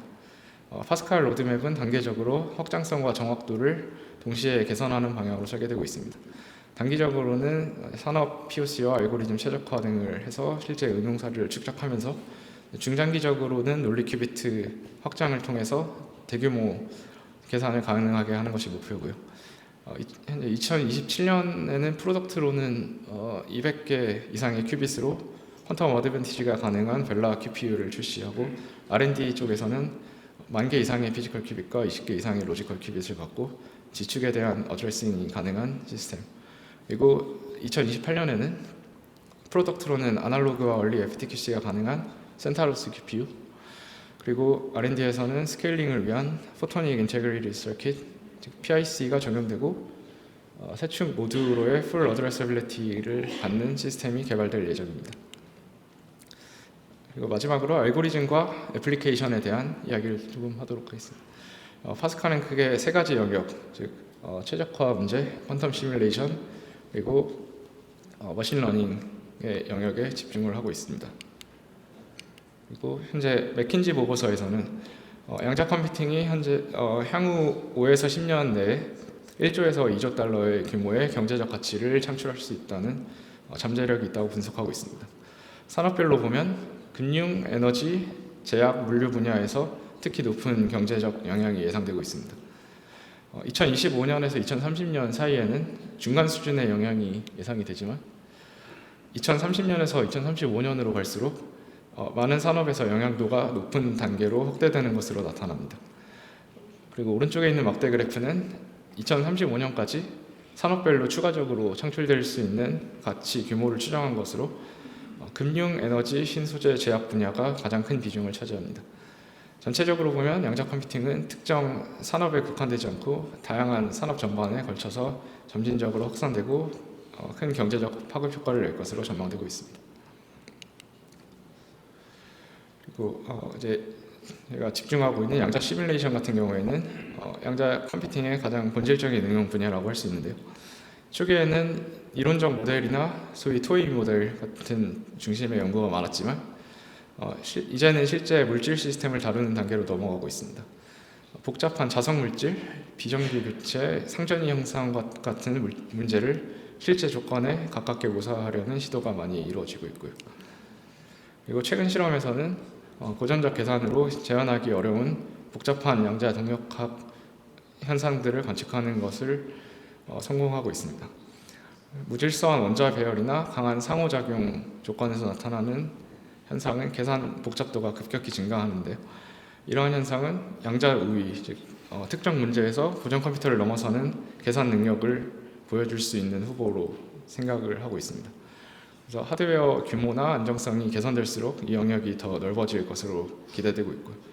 즉 이론적 가능성뿐만이 아니라 저희 현재 실험적 데이터로도 함께 이런 부분들을 확인을 하고 있습니다. 그래서 이제 양자 기술은 이제 깊은 물리학적 기반 위에 서 있습니다. 파스칼의 창립팀은 양자 컴퓨팅에서 가장 확장 가능한 중성 원자 기술을 창출을 했고, 이제 양자적 얽힘을 실험적으로 최초로 구현한 얼랑 아스페 교수, 그리고 중성 원자 포획 실험을 최초로 실험적으로 시행한 조르지 올리비에 레몽 박사에 의해서 창립이 됐습니다.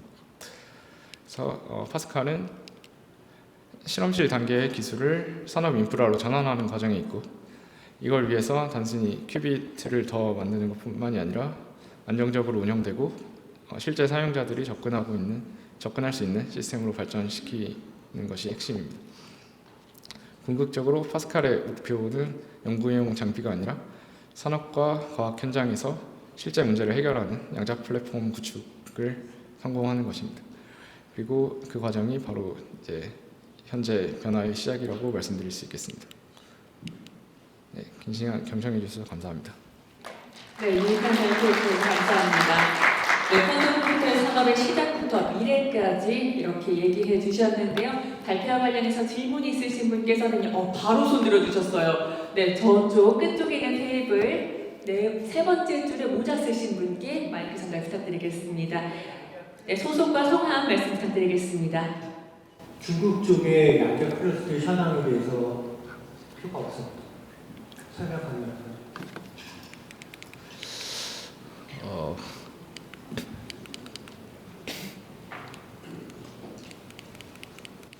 중국 쪽 정보에 대해서 많이 갖고 있지는 않습니다.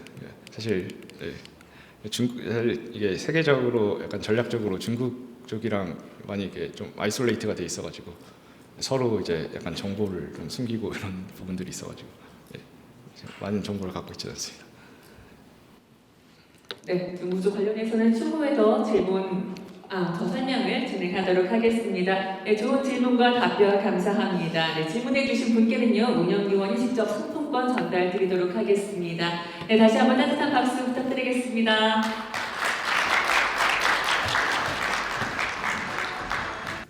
네, IBM에서 양자 컴퓨터 담당하고 있는 표창입니다.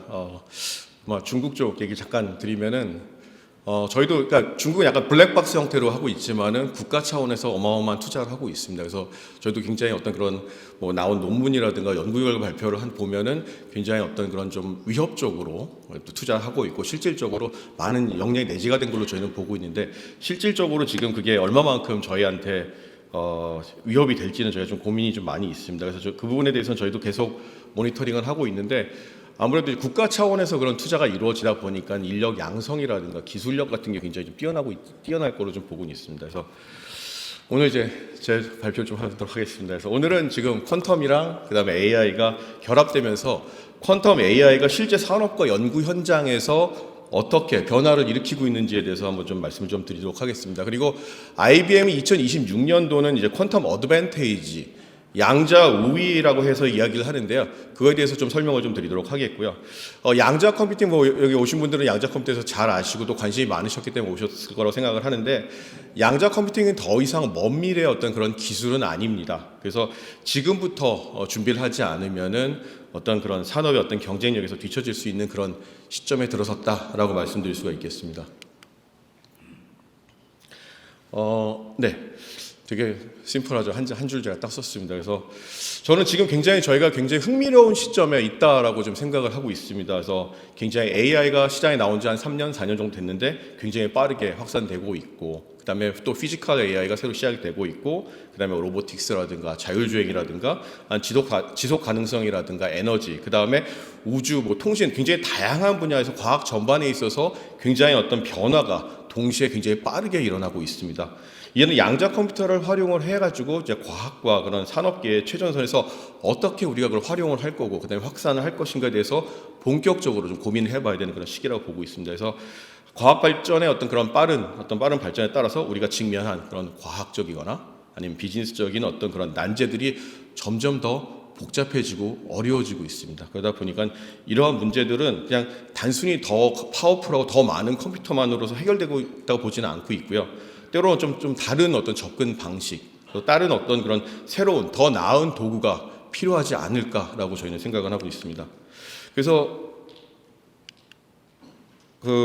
저는 그 미래의 컴퓨팅, 미래의 어떤 그런 컴퓨팅은 QPU와 CPU와 그다음 GPU가 함께 협력해서 작동하는 그런 구조로 저희는 보고는 있습니다. 그래서 이를 저희는 양자 중심의 어떤 슈퍼컴퓨팅이라고 가지고 퀀텀 센트릭 슈퍼컴퓨팅이라고 부르고 있고요.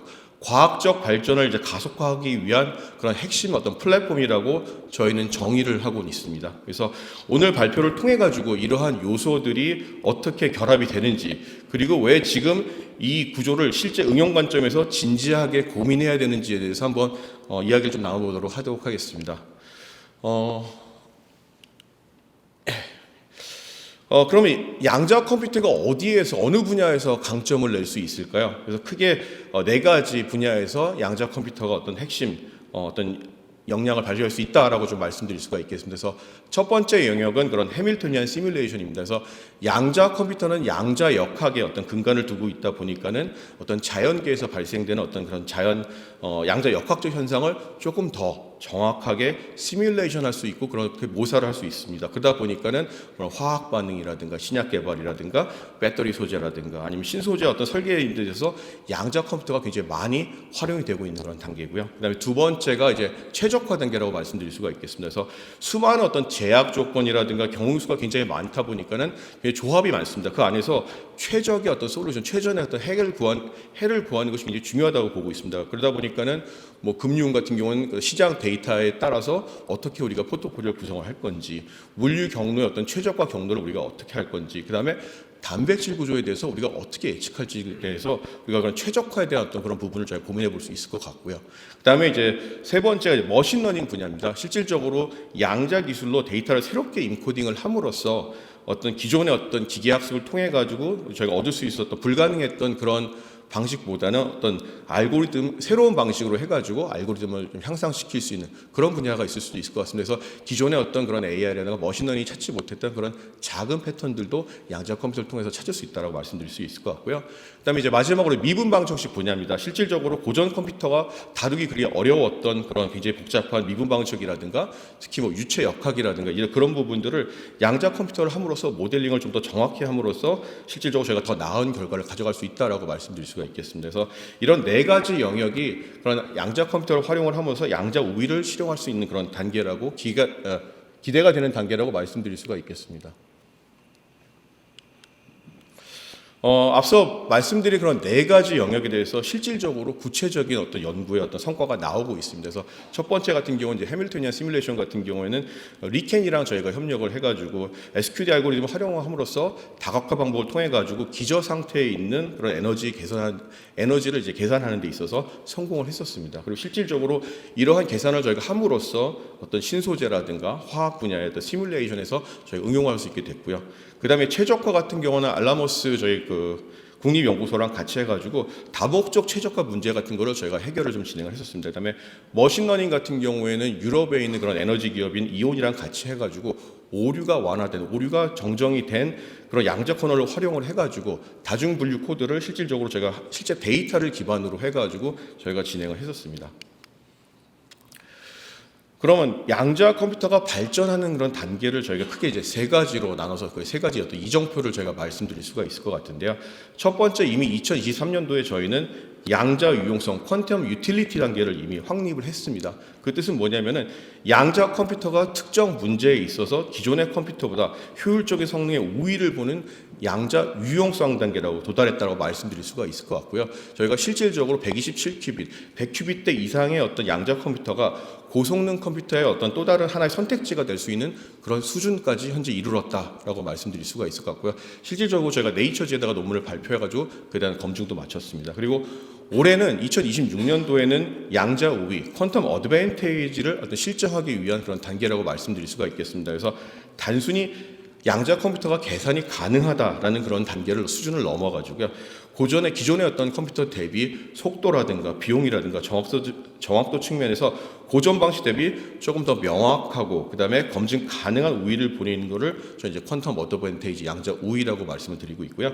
그다음에 이제 2029년도에는 저희가 그 대규모의 오류 내성 양자 시스템을 저희가 제공할 예정입니다. 그래서 실질적으로 논리 큐빅 기반의 어떤 오류 내성 양자 시스템을 통해 가지고 양자 컴퓨터가 조금 더 상용화에 한 발 더 나아갈 수 있는 그런 걸 목표로 하고 있습니다. 그래서 지금은 저희 2026년은 이제 양자 유용성 단계, 양자 컴퓨터가 또 다른 어떤 선택지로서 쓸 수 있는 그런 단계를 넘어서 양자 우위, 기존에 있던 어떤 컴퓨터 대비 훨씬 더 뛰어난 그런 성능을 낼 수 있다는 부분을 저희 단계라고 전환 단계라고 말씀드릴 수가 있겠습니다. 그래서 올해는 양자 우위의 어떤 그런 단계를 저희 달성을 하려고 있습니다. 근데 이런 실증이 단순히 저희가 그냥 목표로 하는 것이 아니라 여러분들과 함께 어떻게 공개적으로 하는 그런 약속이라고 말씀드릴 수가 있겠습니다. 그래서 저희는 그냥 저희만 열심히 하는 것이 아니라 어떤 양자 커뮤니티, 파트너, 그다음에 전 세계의 어떤 연구원들이랑 같이 함께 알고리즘을 개발을 하고 협력을 함으로써 올해 안에 검증된, 이 부분이 되게 중요합니다. 검증된 양자 우위를 저희가 달성할 수 있을 거라고 보고는 있습니다. 그래서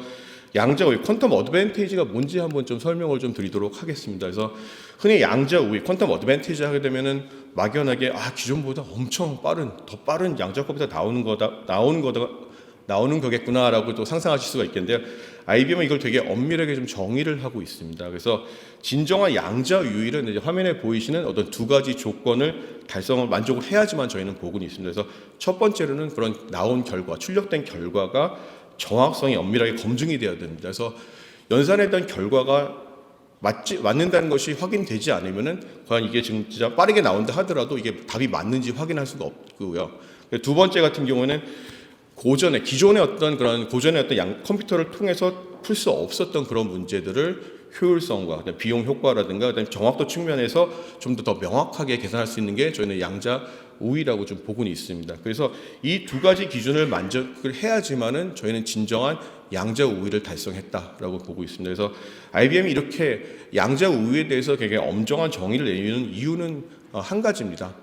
그래서 우리가 양자 우위를 달성했다라고 주장을 실질적으로 많은 연구원이라든가 많은 기업들이 하고 있지만 실질적으로 그게 검증되지 않았기 때문에 어떤 과학적인 어떤 신뢰성을 확보하기 위해서 이런 어떤 검증 절차를 가져가려고 하고는 있습니다.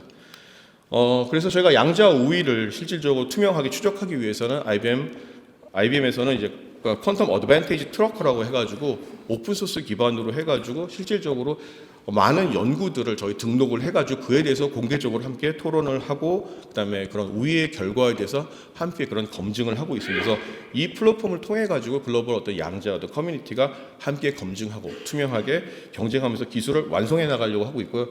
현재 14개의 어떤 그런 과제들이 어떤 양자 우위에 대한 검증을 하게 되어 있고 이거는 IBM이 물론 오픈을 했지만 이건 저희가 오픈 소스화 해가지고 이제 많은 어떤 IBM 외에 다른 연구원분들도 함께 참여해서 양자 우위에 대해서 함께 논의를 할 수 있는 그런 장을 만들고 있습니다.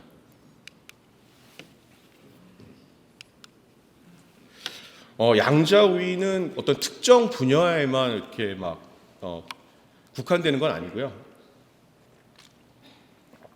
전 산업에 걸쳐 가지고 확장될 수 있는 그런 잠재력을 갖고 있다라고 말씀을 좀 드릴 수 있겠습니다. 그래서 항공 우주라든가 자동차라든가 금융이라든가 헬스케어, 에너지 분야 등 굉장히 다양한 분야에서 앞서 제가 말씀드렸던 양자 컴퓨팅의 어떤 핵심의 어떤 계산 영역들이 모두 연결돼서 활용이 되고 있다라고 말씀드릴 수가 있을 것 같습니다. 그래서 신약 개발이라든가 금융의 어떤 파생 상품에 대한 어떤 가격 산정이라든가 우리 요즘 많은 관심을 갖고 있는 그런 자율주행의 어떤 경로 최적화라든가 탄소 포집 이런 문제들이 다 그런 양자 우위를 통해 가지고 저희가 결과를 얻을 수가 있고요. 그다음에 현재 어떤 그런 알고리즘의 어떤 연구 수준이라든가 어떤 성수들 보게 되면은 양자 우위의 어떤 그런 산업 적용은 먼저 화학 분야, 그다음에 재료 분야에서 먼저 나타나고 그 이후에는 최적화 분야에서 나타날 걸로 보고 있고요. 그 이후에는 좀 더 수학적인 문제를 해결함으로써 양자 우위를 저희가 달성할 걸로 저희는 보고는 있습니다. 모더나는 이제 IBM이랑 같이 해가지고 그 mRNA, 그 메신저 리보헥스한 그 염기 서열 그 설계라든가 아니면 최적화의 양자 컴퓨팅 기술을 적극적으로 좀 활용을 하고 있습니다. 그래서 치료제 개발에서 굉장히 중요한 핵심은 그 mRNA의 어떤 2차 구조에 대해 그 폴딩 구조에 대해서 정확하게 예측을 하고 그다음에 최적화하는 것이 굉장히 중요하다고 저희는 보고 있습니다. 그래서 이 문제는 어떤 그런 그 염기 어떤 서열이 늘어날수록 굉장히 다양한 조합이 이루어지다 보니까는 굉장히 계산이 복잡해집니다. 그러다 보니까는 기존의 어떤 고전의 방식으로는 풀기가 굉장히 어렵고 한계에 다다르게 됩니다. 그러다 보니까 그 모더나에서는 이 문제를 실질적으로 어떤 그런 양자 최적화 문제로 저희가 새로 정의를 했고요. 그래서 그런 알고리즘을 통해 가지고 IBM 그런 하드웨어에서 실제 어떤 염기 서열에서 실제 에너지 상태가 어떻게 변화하는지 저희가 실질적으로 예측을 했습니다. 그래서 이런 그 양자 컴퓨터를 활용을 함으로써 차세대 그런 mRNA 어떤 그런 치료제에 대한 어떤 설계에 대한 어떤 신뢰성도 높이고요. 그다음에 실질적으로 상용화를 조금 더 앞당길 수 있었다고 말씀드릴 수가 있겠습니다. 그래서 이제는 양자 컴퓨터가 단순히 어떤 그런 실험적인 성과를 넘어가지고 mRNA 어떤 치료제 개발뿐만이 아니라 제약이라든가 그런 바이오 분야 등 굉장히 많은 분야에서 새로운 어떤 패러다임을 이끌고 있다라고 말씀드릴 수가 있겠습니다. 그리고 이 장표는 제가 어젯밤에 제가 좀 급조해가지고 받았었는데 실질적으로 그러면은 이게 그러면 양자 컴퓨팅의 어떤 검증 가능한 양자 우위가 어떤 건지에 대해서 좀 명확하게 좀 설명을 좀 드리고 있습니다. 그래서 저희가 이게 풀고자 하는 그런 문제는 뭐였냐면은 그 일반적인 2단계 그 아이징 동역학에 대한 문제입니다. 그래서 물리적으로 어떤 시간이 단계가 진행할수록 함에 따라서 실제로 고전의 컴퓨터는 10단계부터 하게 되면은 결과 자체가 한계에 부딪혀가지고 이렇게 뭉개진다라고 하게 돼 부서지게 됩니다. 하지만은 양자 컴퓨터를 통해 가지고 저희가 실제 그런 그 리켄에 저희가 이제 뭉개진 것 같은 경우는 저희가 이제 리켄에 있는 슈퍼컴퓨터인 후각구를 저희가 활용을 했었습니다. 그래서 한 10,000개 이상의 어떤 코어를 활용을 하고요. 1만 시간의 어떤 그런 연산을 했지만은 결국적으로 그 10단계 종의 10단계에 가게 되면은 실제로 결과값이 그런 붕괴되는 것을 저희가 볼 수 있었었고요. 반면에 그런 IBM 같은 이제 보스턴이라는 그런 시스템을 활용을 해가지고 51개 큐빗을 통해 51개 큐빗이랑 그다음에 1,100개 어떤 게이트를 활용하면서 7시간 동안 실제 연산을 진행을 했었습니다. 그래서 기존의 어떤 그런 클래시컬 컴퓨터로 해결하지 못했던 그런 어떤 영역대까지 저희 같이 계산할 수 있었습니다. 그래서 오른쪽 그래프를 보시게 되면은 그런 실질적으로 고전의 컴퓨터가 실패한 15단계 너머에 있는 어떤 깊은 영역도 보라색이랑 그다음에 분홍색 데이터를 보시게 되면은 이제 포인트가 보이듯이 실제 저희가 이론적으로 어떤 가능한 어떤 예측치에 대해서 정확히 일치할 수 있는 그런 결과값을 저희가 볼 수 있었습니다. 그래서 이거는 단순히 저희가 이제 실험을 통해서 얻은 것이 아니라 양자 하드웨어와 그다음에 오류 완화 기술을 활용을 함으로써 고전의 어떤 그런 시뮬레이션, 고전의 컴퓨터가 해결할 수 없었던 그런 한계를 넘은 그런 사례라고 말씀드릴 수가 있겠습니다. 그래서 저희는 이런 사례 자체가 실질적으로 기존 어떤 클래시컬 컴퓨터를 훨씬 더 뛰어넘을 수 있는 그런 양자 우위를 나아가는 그런 이정표가 되었다고 말씀드릴 수가 있겠습니다. 저희는 이미 2016년부터 클라우드 기반의 양자 컴퓨팅 서비스를 이미 제공해 왔고요. 매년 이렇게 저희가 화면에 보이시는 것 같이 기술 로드맵을 저희가 발표를 하고 있습니다. 그래서 이 기술 로드맵을 통해 가지고 저희가 뭐 알고리즘이라든가 소프트웨어라든가 하드웨어가 어떤 방향으로 지금 발전하고 있는지 어떤 풀스택 기반의 어떤 그런 서비스를 제공하고 있고요. 동시에 IBM 리서치에서 준비하고 있는 어떤 기술 혁신에 대한 로드맵을 저희가 밑에 좀 제시를 하고 있습니다. 그래서 이미 작년 11월 달에 저희 발표했던 그런 이제 조금 더 에러 커렉션 기술이 조금 더 반영이 된 그런 나이트워크라는 프로세스를 저희가 이미 개발을 했고 이미 12월 달부터 클라우드를 런칭을 했고요. 아마 올해 하반기에는 국내에 저 나이트워크 프로세스가 설치가 돼서 운영이 될 걸로 좀 준비를 하고 있습니다. 그리고 2029년도에는 저희가 이제 최초의 어떤 대규모의 오류 내성 양자 시스템인 스타링을 저희가 이제 본격적으로 서비스를 할 예정입니다. 그래서 실질적으로 어떤 그런 로지컬 큐빅 기반으로 해가지고 오류가 정정된 어떤 대규모의 어떤 양자 컴퓨터이기 때문에 실질적으로 저희가 양자 컴퓨터 어떤 상용화를 조금 더 앞당길 수 있지 않을까 저는 생각을 하고 있습니다. 그리고 스타일링 같은 200개의 로지컬 큐빅과 그다음에 이제 1억 개의 어떤 연산을 좀 할 수가 있는 거고요. 그리고 2033년도에는 이제 블루제이라고 해가지고 10억 개 이상의 어떤 연산을 할 수 있는 그리고 2만 개의 어떤 2,000개의 어떤 로지컬 큐빗을 저희가 제공될 수 있는 그런 서비스를 할 예정입니다. 실질적으로 그러면은 양자 컴퓨팅 효과 그리고 궁극적으로 퀀텀 어드밴티지 양자 우위를 내려면은 아직까지는 양자칩 하나만으로는 충분하지가 않습니다. 그러다 보니까 이를 위해서는 어떤 양자 컴퓨터의 자원과 그다음에 CPU, GPU와 같은 고전 자원이 대규모로 함께 어떤 작동하는 그런 하이브리드 아키텍처를 저희는 필요하다고 생각을 하고 있고요. 그래서 이런 방향이 아까 처음에 말씀드렸던 양자 중심의 슈퍼컴퓨터, 퀀텀 센트릭 슈퍼컴퓨터라고 해서 QCSC라고 저희는 좀 정의를 하고 있습니다. 그래서 전체에 실제 저희가 연산하는 데 있어서 전체의 어떤 워크플로우는 CPU랑 GPU가 대용량 데이터에 대한 전처리라든가 후처리를 하고 있고요. 그다음에 GPU가 그런 학습과 그런 추론을 담당하고 있습니다. 그리고 그 중에서도 어떤 고전의 컴퓨터, CPU나 GPU가 풀기 어려웠던 그런 핵심 연산을 이제 QPU, 양자 컴퓨터를 함으로써 이제 가속화하는 그런 하이브리드 구조라고 좀 말씀드릴 수가 있겠습니다. 그래서 이 접근의 포인트는 굉장히 명확합니다. 그래서 실질적으로 양자 컴퓨터, 많은 분들이 질문을 하세요. 그럼 양자 컴퓨터가 언제 우리가 쓰고 있는 그런 컴퓨터를 대체할 것이냐 많이 질문을 하시는데, 양자 컴퓨터는 기존에 있는 저희 고전 컴퓨터를 대체하는 것이 아닙니다. 하지만은 HPC 그런 AI 인프라와 결합을 함으로써 어떤 가속화할 수 있는 그런 엑셀러레이팅 할 수 있는 그런 어떤 도구라고 이제 말씀드릴 수가 있겠습니다. 그래서 제가 말씀드린 게 그런 하이브리드 아키텍처, 고전의 컴퓨터와 양자 컴퓨터가 연계함으로써 우리가 기존에 얻지 못했던 그런 더 나은 연산 결과를 가져갈 수 있는 것을 저희는 양자 중심의 어떤 슈퍼 컴퓨팅이라고 저희 말씀을 드리고 있는 거고요. 실질적으로 뭐 금융이라든가 제조라든가 헬스케어 굉장히 많은 산업 분야, 특히 대규모의 어떤 그 고난도의 어떤 계산이 필요한 그런 산업 분야에서는 이런 하이브리드 방식의 어떤 연산이 진행될 것으로 좀 보고 있습니다. 그리고 이미 저희는 작년부터 이미 이런 주요 글로벌 연구기관이랑 같이 해가지고 고전의 어떤 컴퓨터와 양자 컴퓨터를 연계하는 그런 퀀텀 센트릭 슈퍼컴퓨터를 이미 구축을 했고요.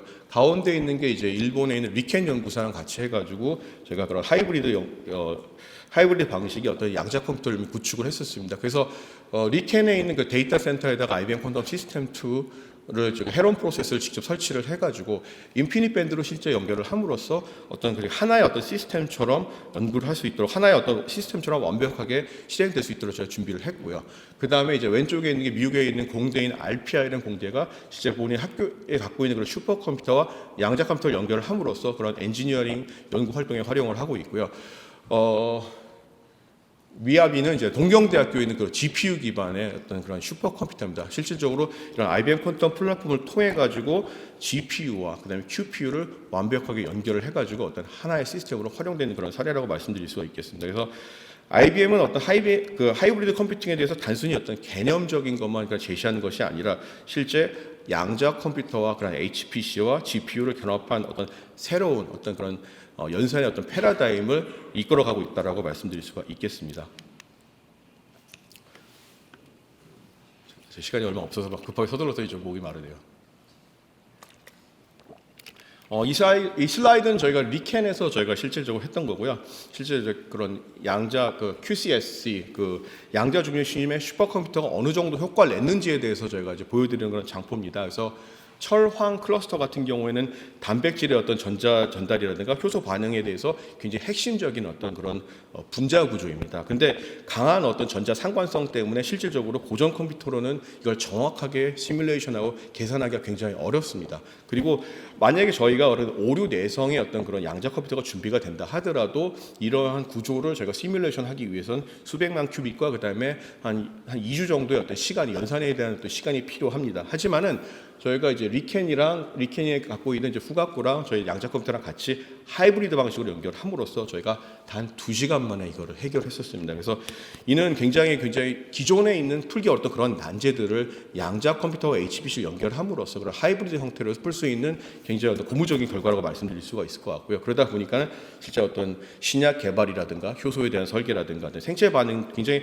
여러 가지 어떤 그런 화학 반응이라든가 어떤 바이오에 대한 그런 부분을 양자 컴퓨터와 기존의 HPC를 같이 하이브리드 형태로 가지고 활용될 수 있는 그런 사례라고 말씀드릴 수가 있겠습니다. 그래서 QCS 양자 중심의 어떤 슈퍼컴퓨터는 어떤 미래의 어떤 우리가 아주 먼 미래 2029년, 2030년도에 그런 나올 기술이 아니라 이미 산업계라든가 과학계에서는 이미 활용되고 있고 그에 대한 어떤 임팩트가 이미 증명이 되고 있는 어떤 새로운 어떤 계산의 어떤 패러다임이라고 좀 말씀드릴 수가 있겠습니다.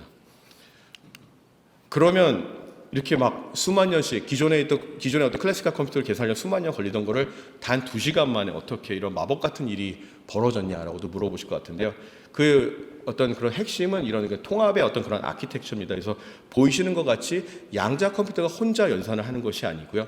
CPU나 GPU랑 같이 전체적인 워크플로우를 지휘를 하고 오케스트레이션을 하고요. CPU나 GPU가 그 다음에 그 양자 컴퓨터가 그런 복잡한 연산에 대해서 해결하는 그런 부분의 어떤 그런 하이브리드 아키텍처라고 볼 수가 있겠습니다. 그래서 가운데 중앙에 보시면은 QPU 영역에 보시면은 연산 중에 발생되는 그런 오류를 저희는 이제 AMD랑 같이 협업을 해가지고 FPGA라고 해가지고 그런 프로그래밍이 가능한 그런 반도체라든가 아식스 같은 어떤 특정의 어떤 그런 하드웨어를 활용을 함으로써 프로세스가 실시간으로 오류를 수정함으로써 또 수정을 함으로써 결과를 신뢰할 수 있는 그런 양자 컴퓨팅 시스템을 지금 발표를 하고 있습니다. 그래서 이런 오류 정정이 실질적으로 가속화되는 어떤 전용 프로세스가 탑재가 됨으로써 그냥 저희가 기존의 양자 컴퓨터 갖고 있던 그런 많은 그런 오류에 대한 부분을 해결할 수 있고 더 나은 결과값을 저희가 뽑을 수 있을 걸로 저희는 보고 있습니다. 그래서 그냥 이게 단순히 그냥 하나의 어떤 통합된 시스템이 아니라 어떤 유기적으로 맞물려서 운영되는 실질적으로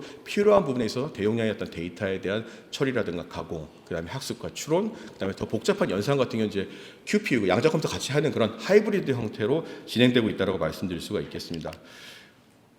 예. 그래서 마지막 슬라이드네요. 제가 열심히 달려왔습니다. 그래서 지금 보시는 그런 장표는 그런 양자 중심의 컴퓨팅, 퀀텀 센트릭 슈퍼 컴퓨팅의 전체 구조를 보여드리는 그런 장표입니다. 그래서 핵심은 양자 컴퓨터가 혼자 독단적으로 연산을 하지 않는다, 작동하지 않는다는 것을 좀 말씀드리고 있겠습니다. 그래서 QPU는 계산 중에서 가장 복잡하고 그런 뉴메리티컬 인텐시브한 그런 연산 부분을 담당을 하게 되는 거고요. CPU와 GPU는 데이터에 대한 전처리라든가 후처리라든가 아니면 전체 워크플로우를 오케스트레이션 조율할 수 있는 그런 하나의 어떤 통합된 어떤 시스템으로 운영된다라고 말씀드릴 수가 있겠습니다. 그래서 이러한 어떤 이런 구조는 그냥 IBM 같은 저희 하나의 어떤 그 기업이 혼자 구현할 수는 없습니다. 그러다 보니까는 IBM은 AMD랑 같이 어떤 CPU와 GPU에 대한 어떤 통합 아키텍처를 저희가 설계를 했고요.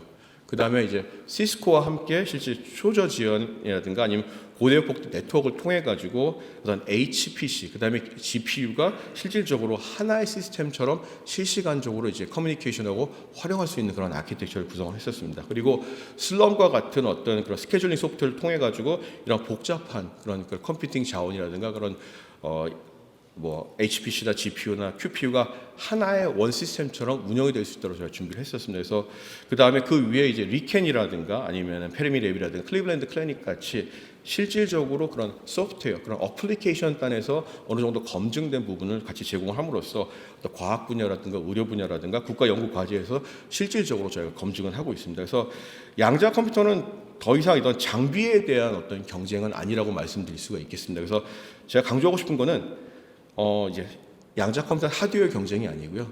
생태계의 어떤 경쟁으로 전환이 됐다라고 말씀드릴 수가 있겠습니다. 그래서 중요한 것은 양자 컴퓨터 한 대, 큐비짜리 몇 큐비짜리 그걸 사는 게 중요한 게 아니라 HPC와 AI와 퀀텀이 함께 작동하는 이런 양자 생태계를 어떻게 구축하냐, 그게 가장 중요하다고 말씀드릴 수가 있겠습니다. 이거는 IBM이 그런 생각하는 그런 미래의 어떤 그 하이퍼포먼스 컴퓨팅에 대한 어떤 방향이라고 말씀드릴 수가 있겠습니다. 그래서 이런 양자 컴퓨터의 승부는 어떤 그런 칩이 아니라 실질적으로 이걸 어떻게 설계할 건지에 대한 어떤 아키텍처고요.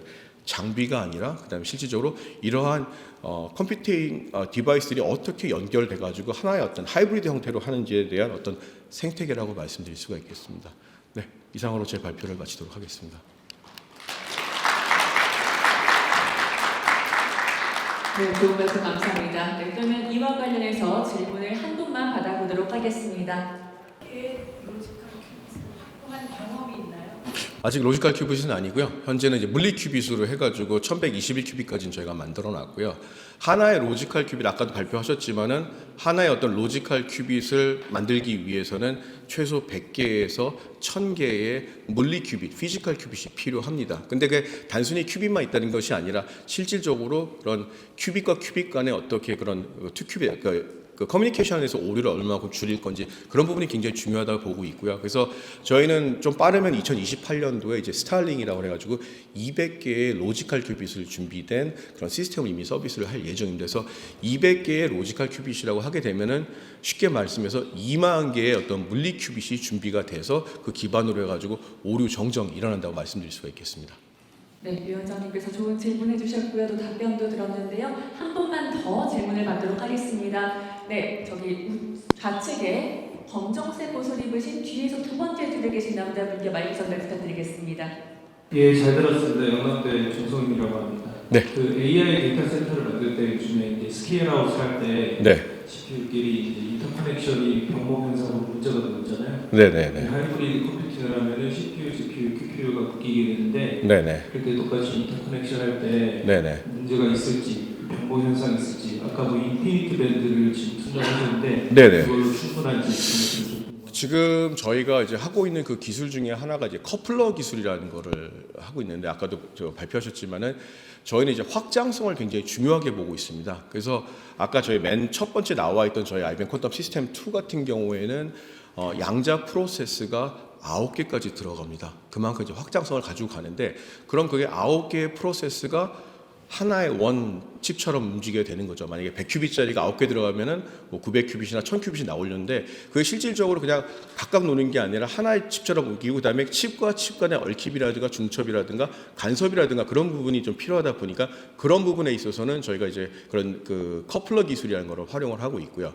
그다음에 그럼 또 시스템과 시스템 간의 어떤 연동을 어떻게 할 것이냐 그런 부분도 저희가 실질적으로 그런 C 커플러, M 커플러, L 커플러라는 그런 기술을 갖고 있습니다. 그냥 단순히 네트워크로 묶는 것이 아니고요.